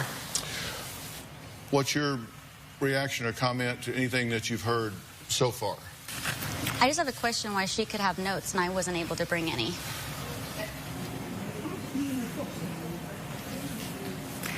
Well, first of all, she said that I was in my room 90% of the day, beginning at 3 weeks. Now, Marcella is an extremely impatient person. When I didn't sign the last chance letter, it wasn't 5 minutes before she was dialing the police officer to have me thrown out on the street. She would not have tolerated any kind of not doing my duties for 10, 12 weeks like she claims. And just a week before the last chance letter was the only other time that she spoke to me regarding my performance. And at that time she said my performance was satisfactory, but she wanted me to do more. She wanted me to do an A+. You were asked to leave. You were fired. Why not just leave? Why did you stay after you knew they didn't want you there? Well, because when I interviewed, Marcella was very concerned that when my children had children and I became a grandmother, that I would abandon her. So she wanted to have 30 days notice before I quit so that she could find another nanny. And I said, fine, then let's make that reciprocal. But you didn't quit, you got fired. So that certainly relieves you. No, I quit 2 days before I got fired. But we had agreed that there would be 30 days. But I would think that when people are like going to court and calling the police and all, that one would kind of think they've waived the 30 days. Why did you stay? I was trying to look for someplace else to live. Did you use that 30 days for that purpose? I began searching, but she turned off the internet 2 days later, so I went to public places. But then when things spun out of control, I hadn't located anything, and then I quit looking. I'm curious if you did the things that she says you did, because she said at a certain point you wouldn't help with the meals, but you were always happy to eat them, that you wouldn't help clean, you wouldn't work around the house, that you just kind of laid around and did nothing. That's a bald-faced lie. I did all dishes every single day, every single meal, the entire time I was there, until the 6th of June. And then she said she didn't want me near her or the children. She didn't want me to do anything, so at that point I stopped. Some of the things that you said, I mean, they're not true. What is not true that she said? No breaks and stuff. That wasn't true. You know that wasn't true. Yes, that was true. I was on call constantly.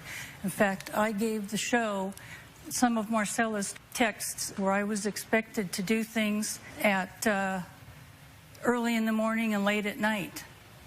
Way more than an 8-hour shift. But the thing was, you're trying to say it was a consistent 8 hours. It was never a consistent 8 hours. Yes, it was. Any time that Marcella snapped her fingers, I was supposed to come running. And it didn't matter. Even when I was sick, I was vomiting and I had diarrhea. She didn't care if I got lightheaded and I dropped the baby.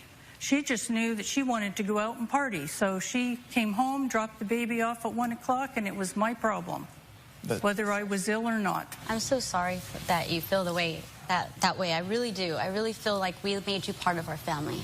We cooked every meal for you. I served you coffee in the morning.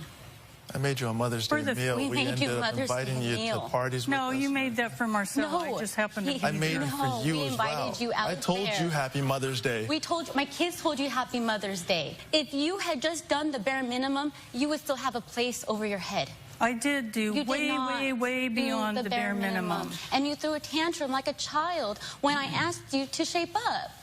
No, I didn't. I didn't say anything. Face. I don't slam doors. When I asked you to clean your bathroom, Well, let's take a break.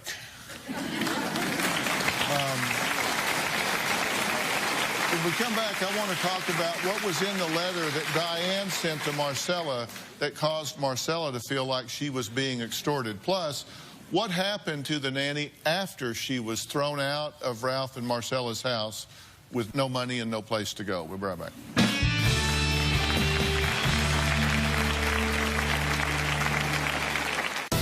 I'm angry because I was constructively evicted from the Bracamontes' home. This shouldn't have happened. It's just wrong. And later... You tried your best to break me, and I'm here to stand here in front of you and say I am still standing.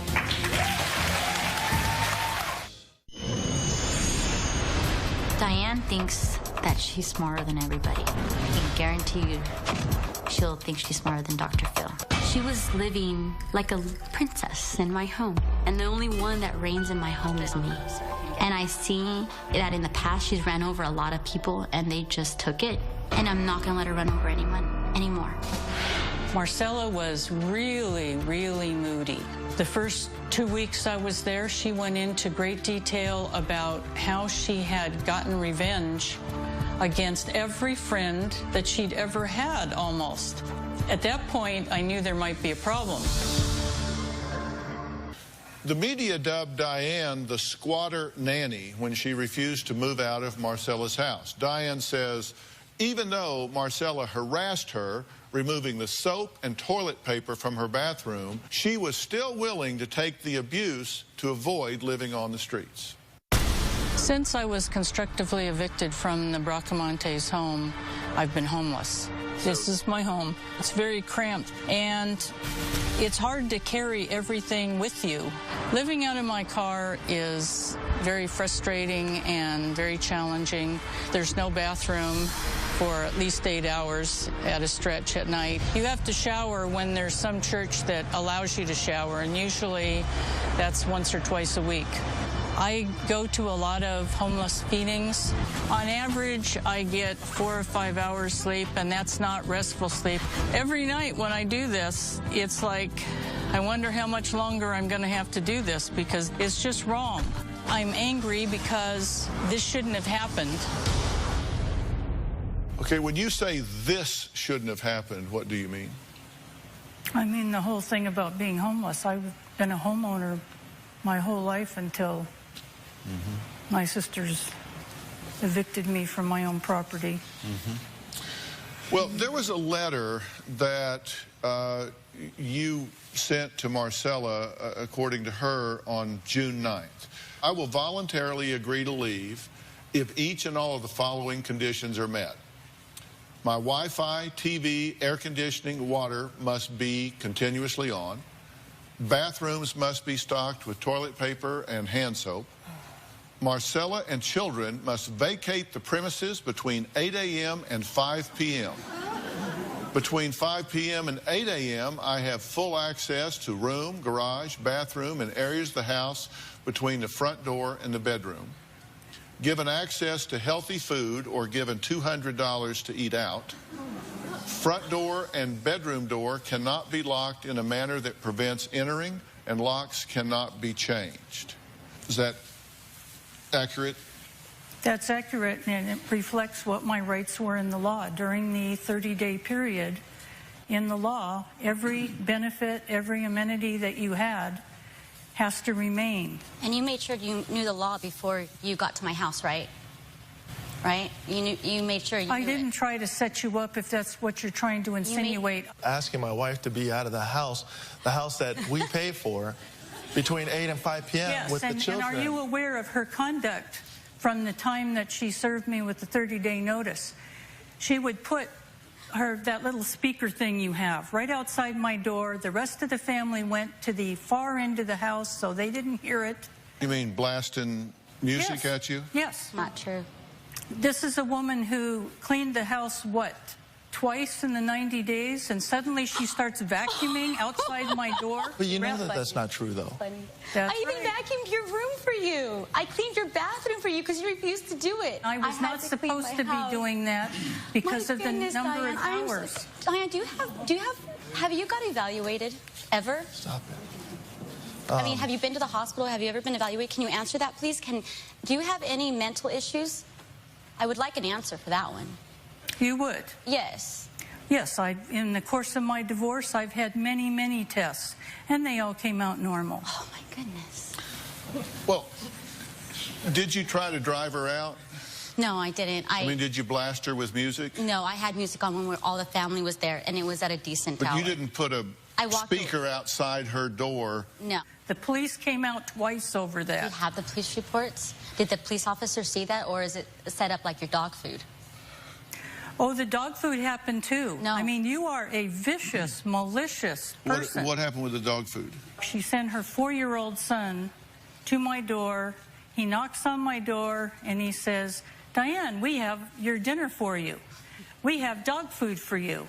And afterwards they left, and I opened the door, and there were 3 cans of dog food outside the door.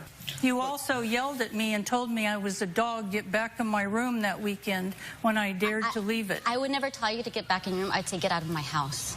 No, you told me to get back in the room. Get out of my house. Have you filed a lot of lawsuits? Quite a few. You've been in at least 37 lawsuits. Do you plan to sue them? And later, she looks in the law and she finds out what the law says she needs to prove, and she just lists all those things and then alleges that that's what we did. She did that when she sued us for wrongful death of our father. Is what they're saying accurate? Not even close. Diane, Diane told me one time when my wife was with our son on a camping trip that if my wife and I ever split up and I ever needed somebody in court to testify against her, that she would do it. And I looked at her and I laughed. I was like, no. I was like, okay, well, whatever. And she's like, no, I'm serious. Do you plan to sue them? Well, I take a wait-and-see attitude. Approach. It depends upon how damaged I am. If I go and when I get my pension and I try to rent an apartment and they go, oh, you're that nanny. No, we're not renting to you no matter what. Do you feel that they have slandered you or defamed you? Absolutely. What is it they've said that is defamatory? Practically everything they said. When they said that the initial news reports, when they were saying that I was eating their food, she had a lock on the refrigerator, and she also had a nanny cam. What else have they said that's defamatory? Well, the part about not working after 3 weeks, that's nonsense. Okay. I was working hours and hours and hours. The good news for you is if these are the things that you feel like they've said that are defamatory or slanderous, you've corrected them here. Mm-hmm. So in that way, you've negated that impact because you've set the record straight. We've given you the opportunity to do that. They have described you as litigious. Are you litigious? No, all of the cases are related to what my sisters have done and my divorce. It was all the family assets. Well, have you filed a lot of lawsuits against people? Quite a few. How many would you guess? You've been in at least 37 lawsuits. At least. Some of them I was the defendant.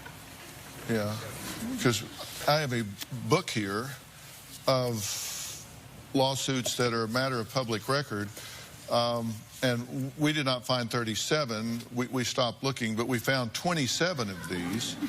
7 were dismissed for lacking merit or standing, and of the 22 that we have, you represented yourself in 20 of those, and we found that you had an attorney that represented you in 2 of the things that we found. But one of the lawsuits you filed was against your attorney, right? And you are listed on the vexatious litigant list in California, right? Yes, I am. Which means you don't have the access to the court system unless approved by a senior judge, because to get on that list, it's been determined that you have filed frivolous, meritless, or baseless lawsuits meant to harass. You mentioned your sisters and that you've had some of this has been probate related and to them. Well, Diane's sister and brother-in-law are here. They've not seen her in 6 years because they say they're afraid of this nanny. We're going to find out why Diane has filed several lawsuits against them and even blames them for being homeless. We'll be right back.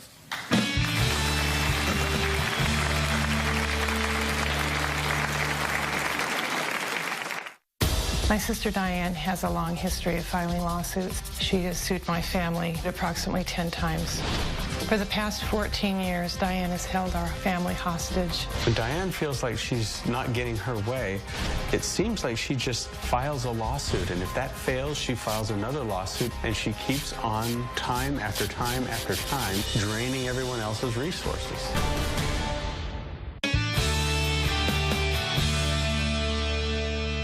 Well, former live-in nanny Diane recently made headlines when she refused to leave her employer's house even after they had fired her. And she's not only at odds with them. Diane's sister Donna and brother-in-law Bob say they have been in and out of court with Diane for the past 13 years and feel like she's holding them captive with her lawsuits. Take a look. Diane has created havoc in our family.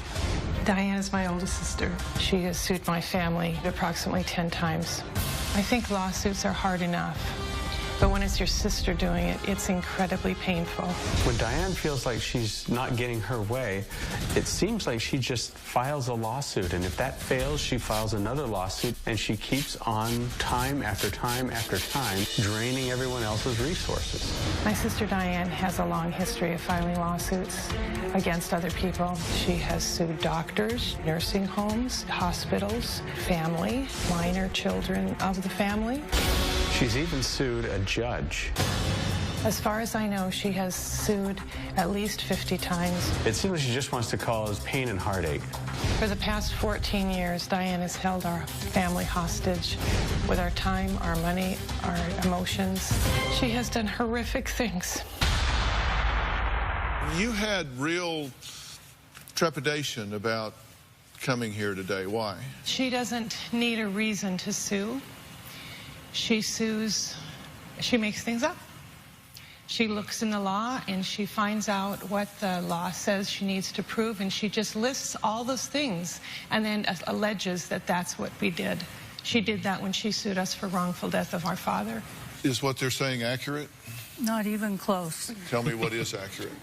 I had put everything in the family trust, and their strategy was that they were going to say that the trust was revoked.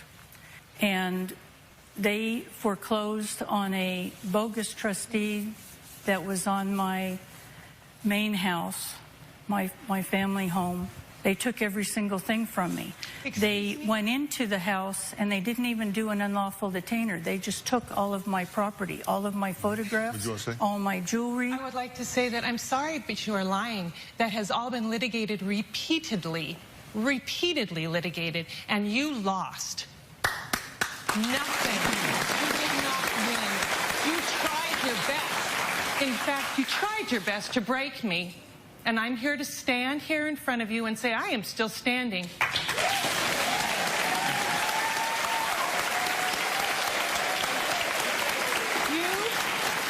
You have stolen 13 and a half years of my life, of the time with my family that I can never get back. And I have watched for 27 years you sue other people.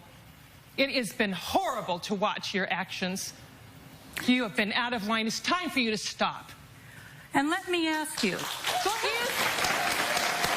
you had not had your plan to steal everything I owned from me, absolutely not. If you would have followed the family trust, the family trust was revoked when you caused the divorce.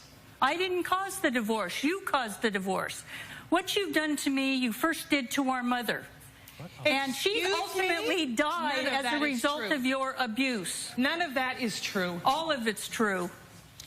Only in Diane land. The judgments you have aren't worth the powder to blow them to Timbuktu if the law is followed. Well, speaking of the law, we have a legal expert here, Chris Chatham, who is a legal consultant to the Dr. Phil Show. He's going to try and sort some of this out. We'll be right back.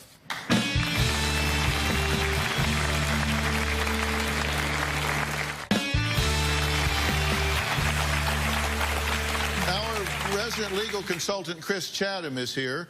He is a licensed attorney here in the state of California. And Chris, how does all of this happen? How did this couple here hire someone to help with the children and wind up in a national headline battle? You get into disputes like this, you got to have a written agreement to reflect what the parties intended at the beginning rather than where you are now. The moral of the story is you need to be real careful that you have a clear understanding with people you do business with, particularly if they have access to your home and your family, particularly if you're putting your life on hold to move in somewhere. There has to be clear understandings. You've had other nannies, right? Yes. Did you get along with those nannies? Yeah. We got, you know, you live with people, but yeah, for the most part, 90% of the time we got along. Yeah. There was some talk about Becky. Becky. And Becky was going to be here today on the show, but then you canceled her. I didn't. I just said she has a dog and she's concerned about her dog. And well, no, actually, we interviewed her, and like 5 minutes after we finished her interview, you called and said, I need to clarify a few of her statements. She called me and she said, I told them that, you know, at the end, and she's like, and I don't remember if I told her at what part, but that I really didn't mind getting paid because, or not at the end, because I did pay her when I worked for this whole time that I had her. I paid her, and that was also a lower wage because of the room and board. And but she then was you fine called with that. us and canceled her. I didn't call and cancel her. Oh, actually, you did. I'll have the producer come out that took the phone call from you. I wanted her to come on, but I said, if you can't make it, then you can't make it. She says, I'll come if they can put my dog up, but I don't have anyone to watch my dog. We were going to talk to her on the phone. Oh, no, she could talk. I told Joni, talk to her on the phone. But why did you call us and say she can't participate? No, I said she has dog issues. It's the first time I've ever had one guest call and cancel another one. I didn't cancel. I wanted her to be here. Amy, was this guest canceled? Yes, the guest was canceled. I didn't. And by who? My associate producer, Joni, did the pre-interview. And then afterwards, Joni told me Marcella called her and wanted to clarify some statements. And then 5 minutes after that call, she called again and said that Becky could not do the show because she had to watch her own dogs. I didn't call and cancel her. I said you didn't call and say she has to watch her dogs. I didn't know that me saying she needs to watch her dog was me canceling her. It was made pretty clear that she needed to watch her dogs and that she was busy. And this demonstrates the problems I had with them the entire time I was working with them. I think it's just a huge misunderstanding. I don't think there's any misunderstanding at all. Did the guest call and cancel, or did Marcella call? Marcella called and canceled the guest. You can call her. I did not. I did call her, but you canceled her, or I'd be talking to her right now. Well, our audience has some strong reactions to this story. We're going to find out what they have to say next. We'll be right back.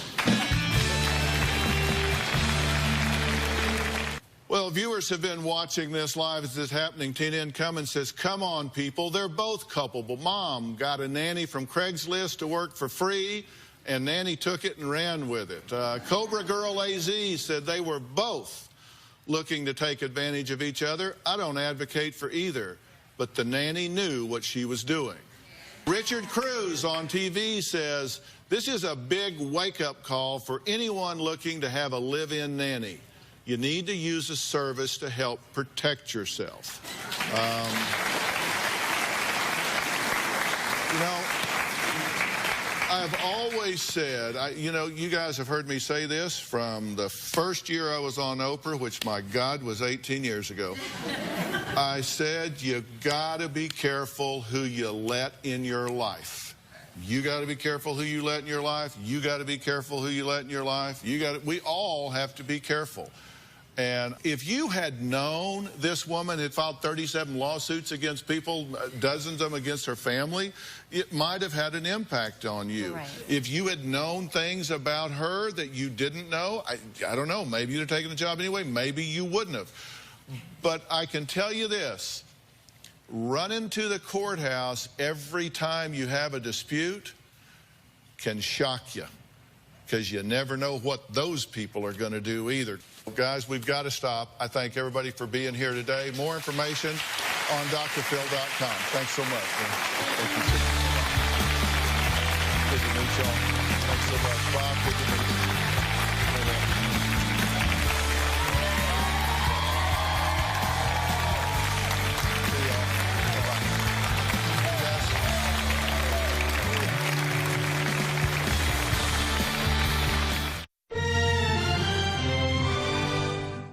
Today on an all-new Dr. Phill. They're married. You have a girlfriend? I do, Dr. Phill. But are they choosing other people? My wife brought a guy home. My daughter heard them going at it in the bedroom. Over their own kids? Did you have a date that night at the house? Yeah, but I didn't sleep with anybody. He left at 3 in the morning. Were you there? She told me so many lies about my own father. I did not tell your dad. You did too. Stop lying. If you've blatantly lied to me, we're done. Let's do it. Have a good show, everybody. Here we go. This is a safe place to talk about hard things. Stand by, Dr. Phill. I try to be an emotional compass and point you in the right direction. In 5, 4. I am not giving up on you. Go, Dr. Phill.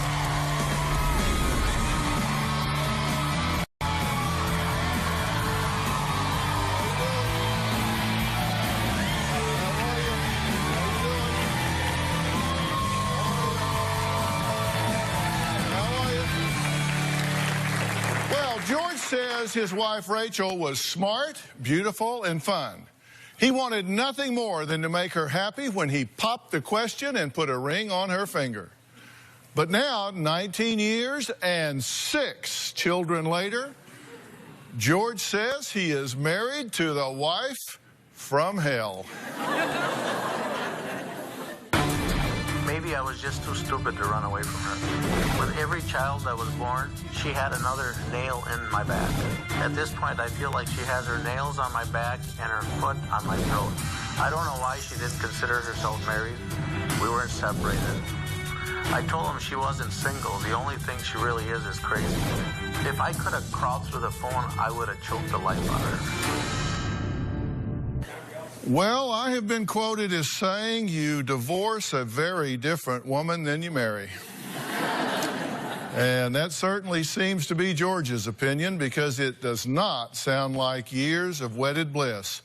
George says his wife has turned into a jealous, controlling cheater who is determined to destroy him. My wife, Rachel, is a wife from hell. We've been together 19 years. Rachel and I separated 3 months ago. We have 6 kids together. Rachel's temper revealed itself shortly after we started dating. Rachel gets very angry if I don't lavish her with attention.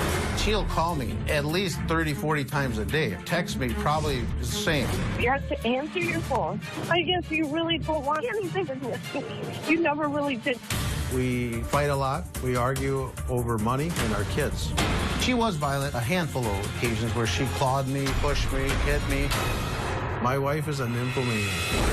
I know that she's had at least 8 affairs. I found an account she had set up on a dating site. Rachel was meeting men in chat rooms, sending nude pictures. One of them read, "I can't wait to get my hands all over you." When Rachel's boyfriend calls, she jumps. I have told Rachel that she is putting her kids in jeopardy for trying to pursue this guy. Rachel, to this day, denies anything. She puts the kids second to her love life. She left my 12-year-old in charge of an 8 and 2 7-year-olds, and she had given them melatonin so they could fall asleep, and then she could sneak off for the night. She is a very evil person. The cheating, the lying, the backstabbing. With a wife like her, who needs an enemy? Yeah, but Rachel says, wait just a minute, you also divorce a very different man than you married. And she says George is just using her as a scapegoat, and he's really the problem. My current relationship with George is every time we see each other, it ends up in a fight. George is lazy. He never lifted a finger around the house. And the rest of the time, he was gone working. George is only there for 2 out of the 6 births of our children. Today, it still affects me. He missed an important part of our life together, and you can't get that back. I resent George not being around. I've had 1 affair. George thinks I've had a handful. Recently, I noticed George emotionally distant from me. He was cold and abrasive, just like, get away from me. I don't want you touching me. I don't want you hugging me. I found out George has a girlfriend. It hurts. Things weren't great between us, but I didn't even imagine that this was going on. I want a divorce. There is no coming back for me from this. Okay, so why are we here? I need help with my wife, Dr. Phill. I want everybody to know what kind of wife I have. Why? You know what? Ultimately, I want my kids. I don't think that she's a fit mother for them. So is this a custody fight? And yeah, okay, it does sound like a custody battle. It does. Now that you face it or put it that way. But okay. Character assassination. Yes. Does that sound better? Yeah, it does. So you're here to assassinate her character. Yeah, so that so you can get into court and get your kids away from her. Yeah, ultimately, yes. Okay, and so it's real easy, because all you have to do is just see what she's doing.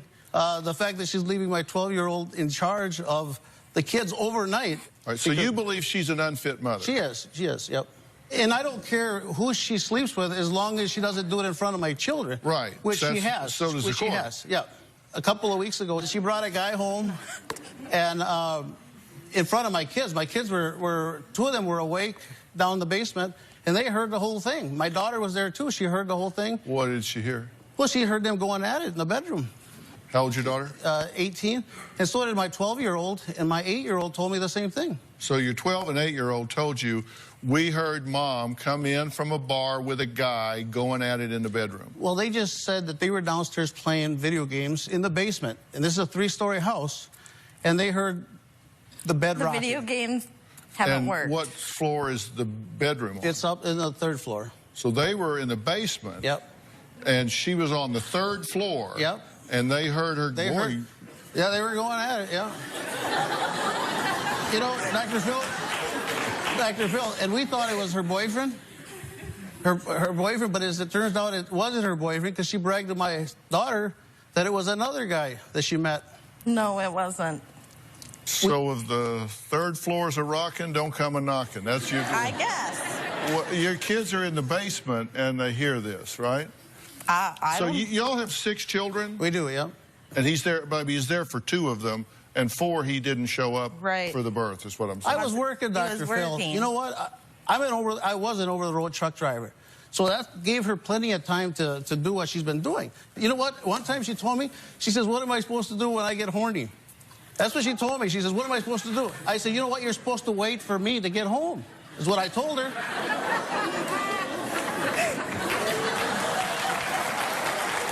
That's what a good wife would do.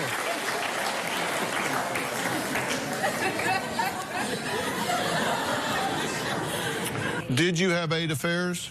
No. Well, of course you're not going to admit to it, Rachel. No, You're never going to admit to it. You know, you want to know how you know she's lying? Because her lips are moving. Do you have a girlfriend? You know what I do, Dr. Phill? You know why I have a girlfriend? Because I finally got fed up of all her affairs that she's having. Did you send her some text messages about your girlfriend? No, I didn't send them to her. I sent them to my dad. And she happened to intercept it because she's got a bug in my phone, Dr. Phill. No. She's got spyware. You know what? She gave me a phone preloaded with spyware, Dr. Phill. You can get spyware on your phone. If your wife wanted to keep tabs on you, all she has to do is download this stuff. I don't know how long that's been there. What was in this text message she intercepted? I think I just told my dad that I had a girlfriend. Didn't you send him some pictures? I sent him a picture of her, yeah. Pretty close up? I sent it to her just recently, Dr. Phill. Well, wait a minute. I asked you if you sent her a picture. Right, but... I sent her a text about your girlfriend. You said, no, I sent it to my dad, and she intercepted it through spyware. No, because she had... And now you're saying, no, I did send it to her, but just recently. No. Okay, I misunderstood what you were saying. Okay? I don't think you did. No, I did. Because you know what? She was telling me that she was ugly. My girlfriend was ugly. And I said, you know what? Is this ugly? You sent that to your wife? Yeah, I did, yep. Yeah, it looks bad. Okay, I understand that. We're going to find out what Rachel did that made George want to crawl through the phone and choke the life out of her. His words, not mine. Plus, I want to ask Rachel about the melatonin moment when we come back.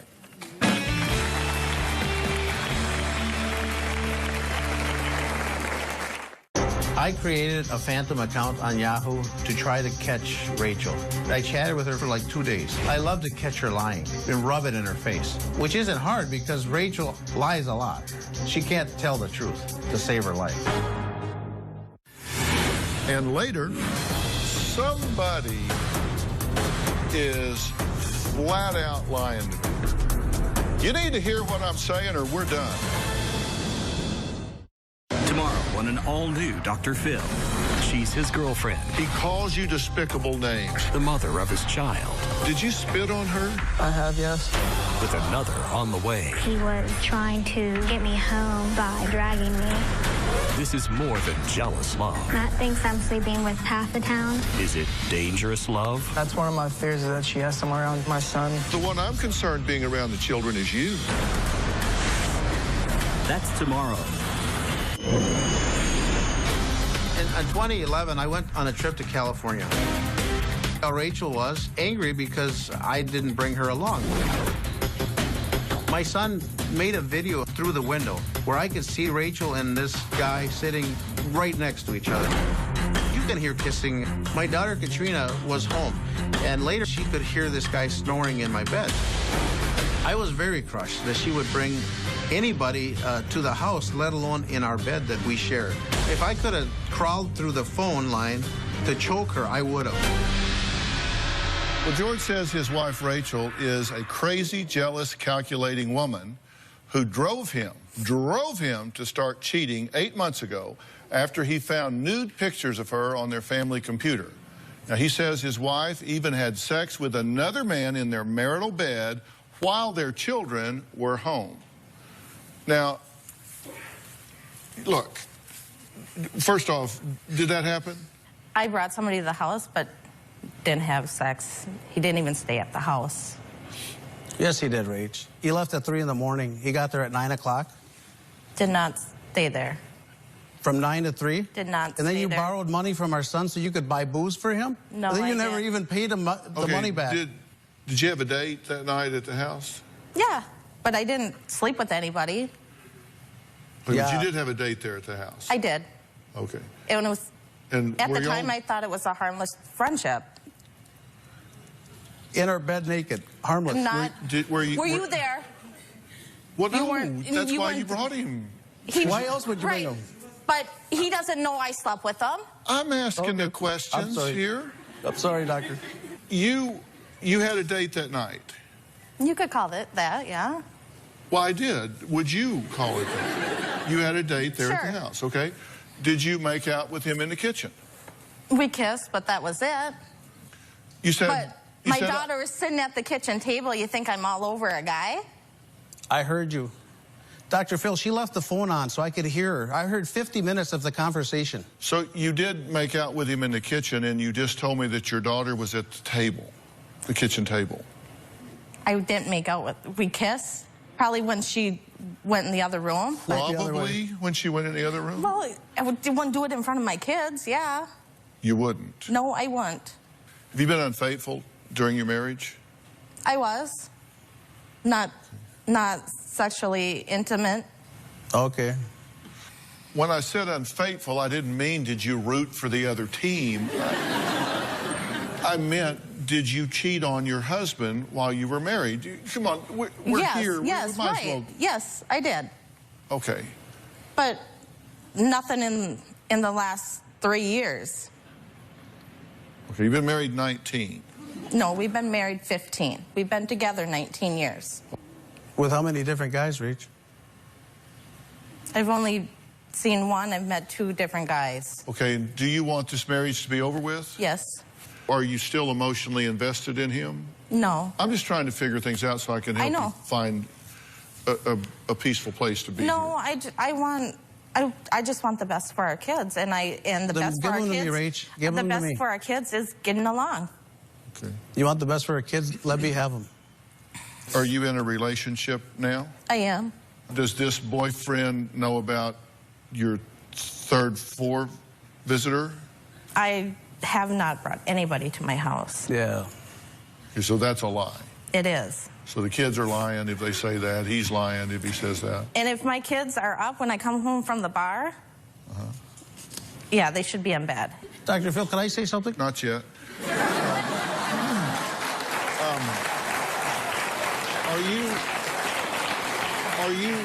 Are you having, when you go, do you go out some? Yes. Do you go to bars and? Yeah. Who babysits the children? Well, my daughter. And she's how old? 18. And do you ever leave the 12-year-old? My 12-year-old has to babysit? Has once, and he has when I went back to work. He watches them after school, and then, I have my... So the 12-year-old babysits the 7-year-old and the 7-year-old twins and... Yes, with having my parents come and check on them. My parents live a block from me. He thinks you're not taking care of your children. Right.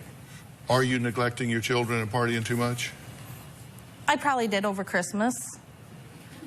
For between Christmas and New Year's. I wasn't gone every night. Well, that's kind of an important time in children's lives. Right. Where was he?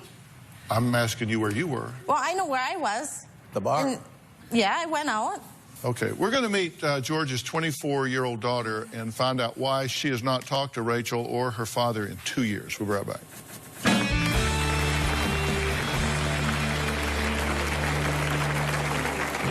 I hate Rachel. It physically makes me sick to think about different things that have happened and knowing that my little brothers are still in that household. Rachel is totally mentally unstable. She's a crazy person. My two oldest daughters live with their mom, and Rachel always interfered with my visitations with them. Rachel would get angry if I would go visit. She just has a jealous rage about her. She would block the door. On many occasions, Rachel would throw dishes on the floor, and it happens so frequently that I stopped interacting with my daughters. To this day, I don't have a very good relationship with them. George and Rachel both say they're living in a sham of a marriage with nonstop fighting and infidelity. Now, they've not seen George's 24-year-old daughter, Chelsea, in 2 years after they deleted her from their Facebook accounts during an argument. Now, Chelsea says she hates her stepmother, Rachel, for brainwashing her father and destroying their relationship. My dad and Rachel's relationship really makes me angry. I hate Rachel. Rachel was controlling. It was her way or no way. She's 100% the reason why I don't have a relationship with my dad. It's ruined. I haven't really spoken to my father or seen any of my siblings since September of 2012. I didn't know Rachel didn't want me there, and she liked the fact that I quit talking to my dad and that I didn't have anything to do with the kids' lives. As a parent, I think Rachel is completely unfit.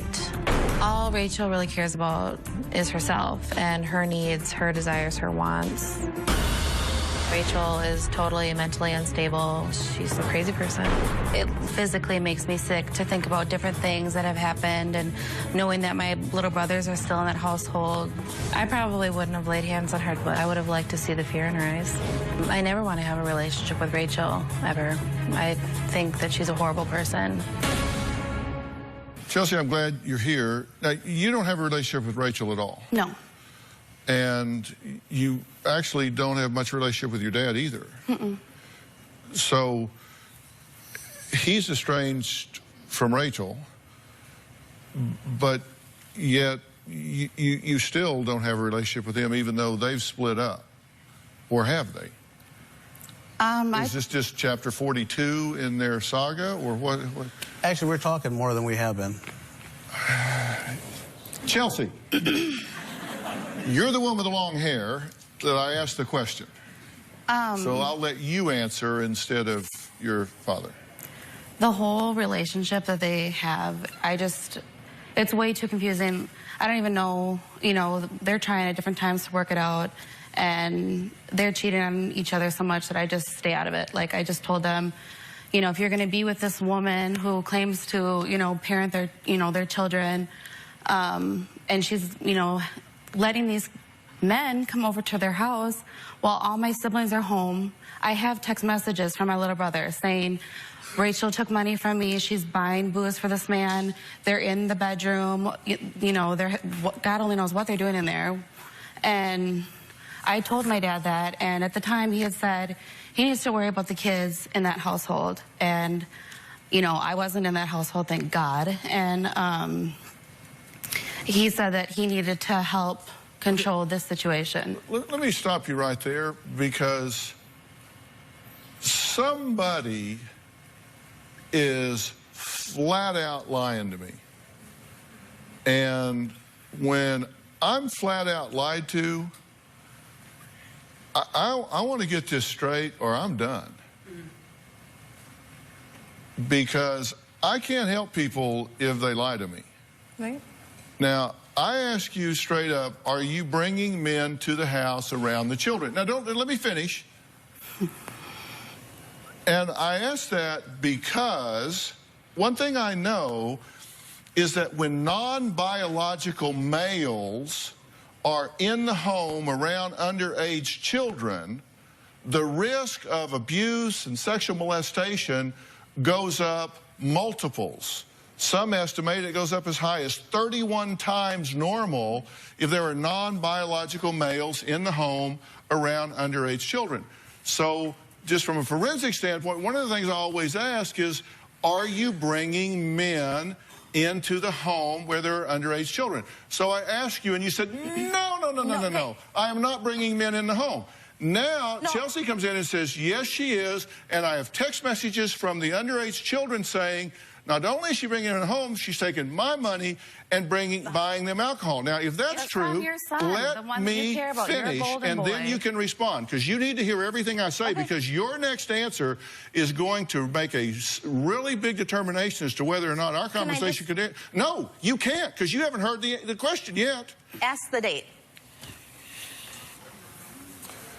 You need to hear what I'm saying, or we're done. Because if you've blatantly lied to me, we're done. Okay. If, in fact, you are bringing men into the home with underage children, and, in fact, you are then giving them alcohol inside the home around underage children, now you're stacking risk on top of risk on top of risk. If, in fact, you then are giving the children even over-the-counter sleep aids, where you're rendering them to an altered state of consciousness, now I'm stacking risk factor on top of risk factor on top of risk factor. So just from my standpoint, this is getting to the point where, as a mandated reporter, I'm starting to get to a point where I got to start picking up the phone and calling the Department of Child and Family Services. Did you ask your son to videotape this? No, I didn't. I asked my daughter to. Do y'all have any boundaries with these children at all?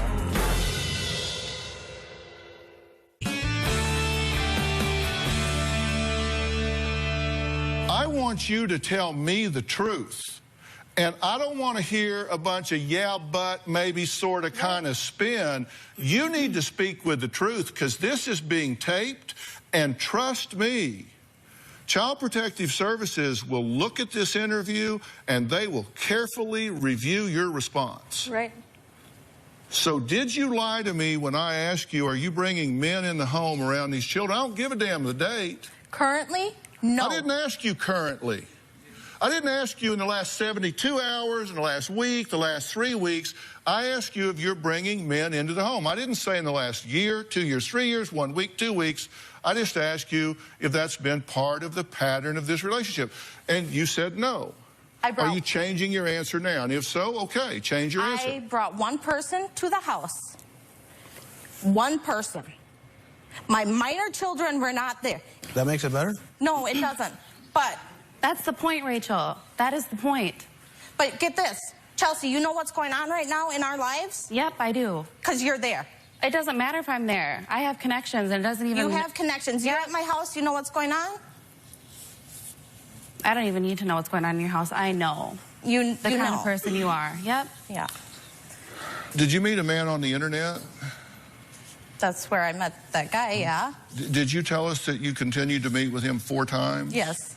Did you say that your son and your 12-year-old were there and did not like him? And you were drunk. They hit a sign. I was drunk? They hit a sign on the way when he left. The police stopped him a couple blocks down the road because he hit a stop sign. And he was drunk? Well, if he hit a stop sign... He had a trailer, and the trailer ran it over when he turned. He started drinking at 9 o'clock till whenever the case was gone. No. Yeah. I'm glad you were there to know it all. Rach, you... Well, no, and if that was it, and that was the extent of it, then that's what I want to know. You said Katrina and my 13-year-old were there. My son did not approve of him or me bringing my friend into my house. My daughter didn't mind. Right. She sat at the table, but my son was acting like an unruly kid. My son called his father and told him what was going on. Right. Sent me a video. And he's texted me. By the way, did you ask your son to videotape this? No, I didn't. No, he's Have you ever asked your son to videotape his mother? No. Have you ever asked him to audio tape his mother? No. You know what? I asked my daughter to. Pardon me? I asked my daughter to. Which Katrina. daughter? She's going to kick the crap out of her. And what that's does she not do? even what she said. Well, that's why I told her to record. Katrina was mad. So we were talking in the kitchen, me and my friend. And Katrina was mad because she was there, and she went and slammed the door, went back upstairs after the third time of slamming the door. And my friend went up the steps and opened the door and told her, "You don't need to be slamming that door. Next time I'll come out." She kicked her out of the house. I did not kick her out of the house. You did. But your son sent you a 30-second video. Yeah, this was in 2013. No, it wasn't 2013. But your son sent you a 30-second video. Yep. Do y'all have any boundaries with these children at all? No, I didn't ask him to, Dr. Phill. I didn't ask him to. He took it upon himself. He goes, "Look what's going on while you're gone, Dad." I don't put You said to him, "See what's going on." You told us you said to him, "See what's going on." Well, he was okay because that's what you said to him. Okay, I probably did. It's been a long time, Dr. Phill. 2012, yeah. Okay, we're going to take a break. We're going to meet George and Rachel's 18-year-old daughter. We're going to find out why she says she had to call the police on her own mother. We're going to add her to this group. Chelsea, stay with us, all right? We'll be right back.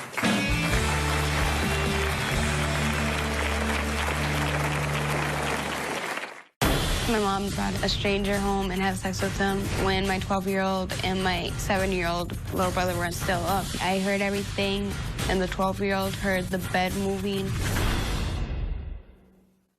Tomorrow on an all-new Dr. Phill, his girlfriend is pregnant. Matt thinks I'm sleeping with half the town. I'm 100% sure this is not my child. If you believe that she's having another man's baby, why are you still here?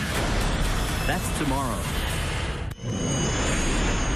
When Katrina, our first daughter, was born, all hell broke loose. My wife, Rachel, then had something to control me with by telling me that if I didn't get home from wherever I might be, that she was going to hurt my daughter. I would get angry, she would see it, and so what she would do is defuse me by throwing herself at me. Rachel used sex to defuse our arguments. That's her #1 arsenal. George says his wife, Rachel, is a horrible mother who neglects their children and even gave their 8-year-old son and 7-year-old twins melatonin to make them go to sleep so she could go out partying with her boyfriend. She's shaking her head, no, no, no. Rachel and George's 18-year-old daughter, Katrina, says she is so tired of her parents' toxic behavior, they both need to grow up and stop making her take on the role of parent to her siblings. There's just too much drama between my family. My parents doing all this, fighting. They constantly argue in front of me and the little ones. My mom would leave me with the kids every day, just to go to the bars, because she knows that I would babysit them. She's selfish like that. Honestly, I hate her. My mom brought a stranger home and had sex with him when my 12-year-old and my 7-year-old little brother were still up. I heard everything. And the 12-year-old heard the bed moving. I felt like I should have told her straight to her face, saying, "Why'd you bring a guy home in the middle of the night just to have sex with him in your bed when everyone can hear you?" I just don't want to be in the middle of it. I just wanted to escape altogether. I am 3 months pregnant. I don't want my mom around my baby ever after what she's done to me. I just want to get away from them. My mother kicked me out because I had put up with her crap so much, and I'm done with it. I just told her off. I'm done with her. When she's angry, she normally takes it out on me. She'll yell at me. She'll make me feel worthless. It makes me feel like I'm nothing to her. I mean, I'm nothing to her. Well, Katrina, I'm glad you're joining us. I wish we were talking about 100 other things. You're very upset with the environment you're living in, correct? Yes, I am. And you're very upset with your mother. Yes. What is your main complaint with her? I just don't like the way she leaves me babysitting for hours. It's just so she can go to the bar. When I'm pregnant, who does that? And now she's doing it a lot. Yes, she is. And half of the time I would cover up for her because she told me so many lies about my own father. I did not tell your dad. You did too. Stop lying. I'm done with your crap. I didn't. That's why. Stop. I don't want to hear from you, okay? You say on New Year's Eve, you said she went out and came home at 1 a.m. drunk. with a guy other than her boyfriend brought her home? Because for New Year's, I came back from a friend's house. And then later on at night, she comes home with this one dude. Don't even know who he is. We thought it was her boyfriend, but it wasn't. Are you giving these children melatonin? I occasionally give them melatonin so that they sleep at night. They're boys, they high energy levels, you know, but not so I can go out. Do you really want to drug your kids to sleep? Like, who cares I don't if it's drug them to natural? sleep. But what is it? But Why don't you what just time is a reasonable time? In your eyes, you're a parent, right? What's a reasonable... I'm not a parent, Rachel. Don't get smart. I know that. But what's a reasonable time for them to go to bed? Midnight? Well, why don't you be the parent, Did you put know? up a post on December 14th asking for food? Yes, I did. Why? Because I get I'm 18 and I don't know how to cook. I get that I should be able to cook. I posted on Facebook, I'm like, if you love me, if someone loves me, can you bring me food? And she messaged me asking what food I wanted. He is like, do you want any McDonald's? I'll bring you some. But I was still mad at him at the time. And so I'd ignored him, and I told her, yeah, I did. And then she never brought me food. Who brought your food? He brought me food at 11. Because he's like, do you want pizza? And I'm like, sure. So you're saying you were there Friday, Saturday, Sunday, Monday without food? There is food in my house if she wants to cook. What are you people doing? What are you doing? What do you do all day? Well, I work. Are you out of town? No, out of town. Yeah, I work 100 miles from home. I commute 200 miles a day. And where are you? I just recently went back to work this past week. All right, we're going to take a break. We'll be right back.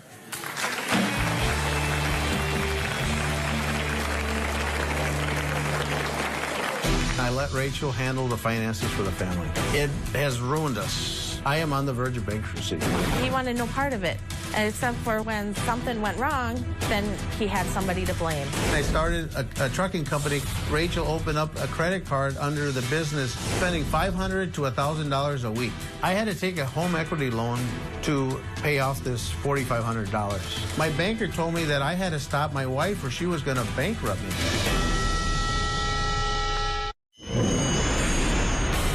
Rachel has been stealing identities for her own financial gain. She's stolen my daughter's. She opened up a QVC account in her name when Katrina was 16 years old. Well, she's stolen her dad's. I had Visa calling my house asking for Rachel's father. Rachel had opened up an account in his name and racked it up to $3,200. I was very angry with Rachel. How could you do this to our family? Well, George says his wife, Rachel, has not only had multiple affairs, but is also cheating on him financially, causing him to lose his trucking company and be on the verge of bankruptcy. But Rachel says George is just using her as a scapegoat, and she is not the reason that he lost all of his money. I asked family law attorney Lynn Sudik to join us, and she says if George and Rachel end up in a custody battle, it will be one bad parent against another bad parent. It's like you don't have a great choice here. Lynn, you've fought through these things a million times. What do you see here? Well, first, other than you, there's no one credible on the stage. And that is going to be so difficult in a custody battle because someone who doesn't even know you is going to have to decide the fate of your children. They'll hear a couple hours of testimony and they'll have to try to figure out the facts. And as I hear them, you both contradict everything you say. So that's going to be the hardest thing. The court's going to look at the fact that you're alienating your children, that you're asking them to tape the other parent. That's not in the best interest of the children. And what you're doing is really damaging the children. The court is going to have to decide which alienator is better. What Lynn is telling you here is that both of you should be horrified at the potentialities here, because in this situation, it is a crapshoot. You have no idea what a court might do in a situation. It would be hard to predict, don't you think? Well, it would be hard to predict, but there is one problem that we haven't really discussed. George really doesn't seem to be available. What would you tell them they need to do to maximize the healthiest alternative for this family? First, they have to realize how much they're hurting their children. They can hate each other all they want, but really, they don't understand it. They're hating their children by what they're doing. So they have to go to a parenting class.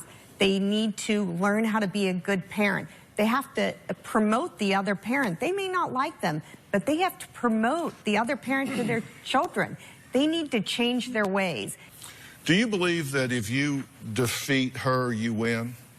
No. Because you said, I asked you, why are we here?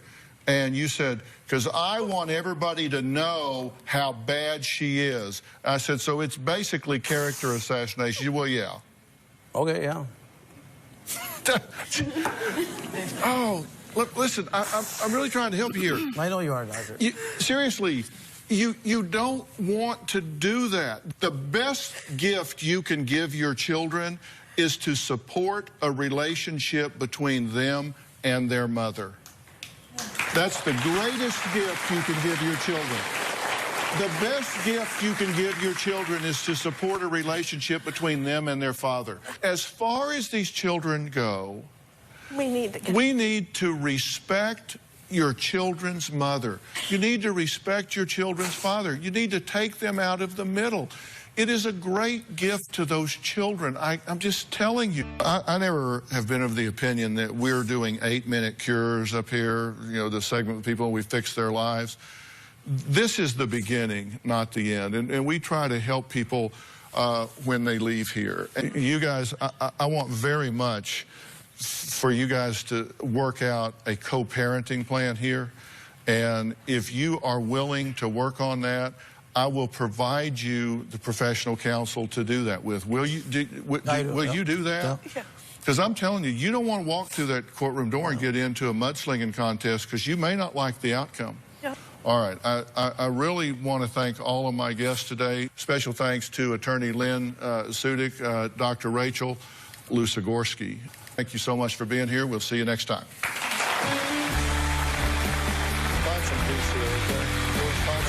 Chelsea, thank you so much for being here. Thank you so much.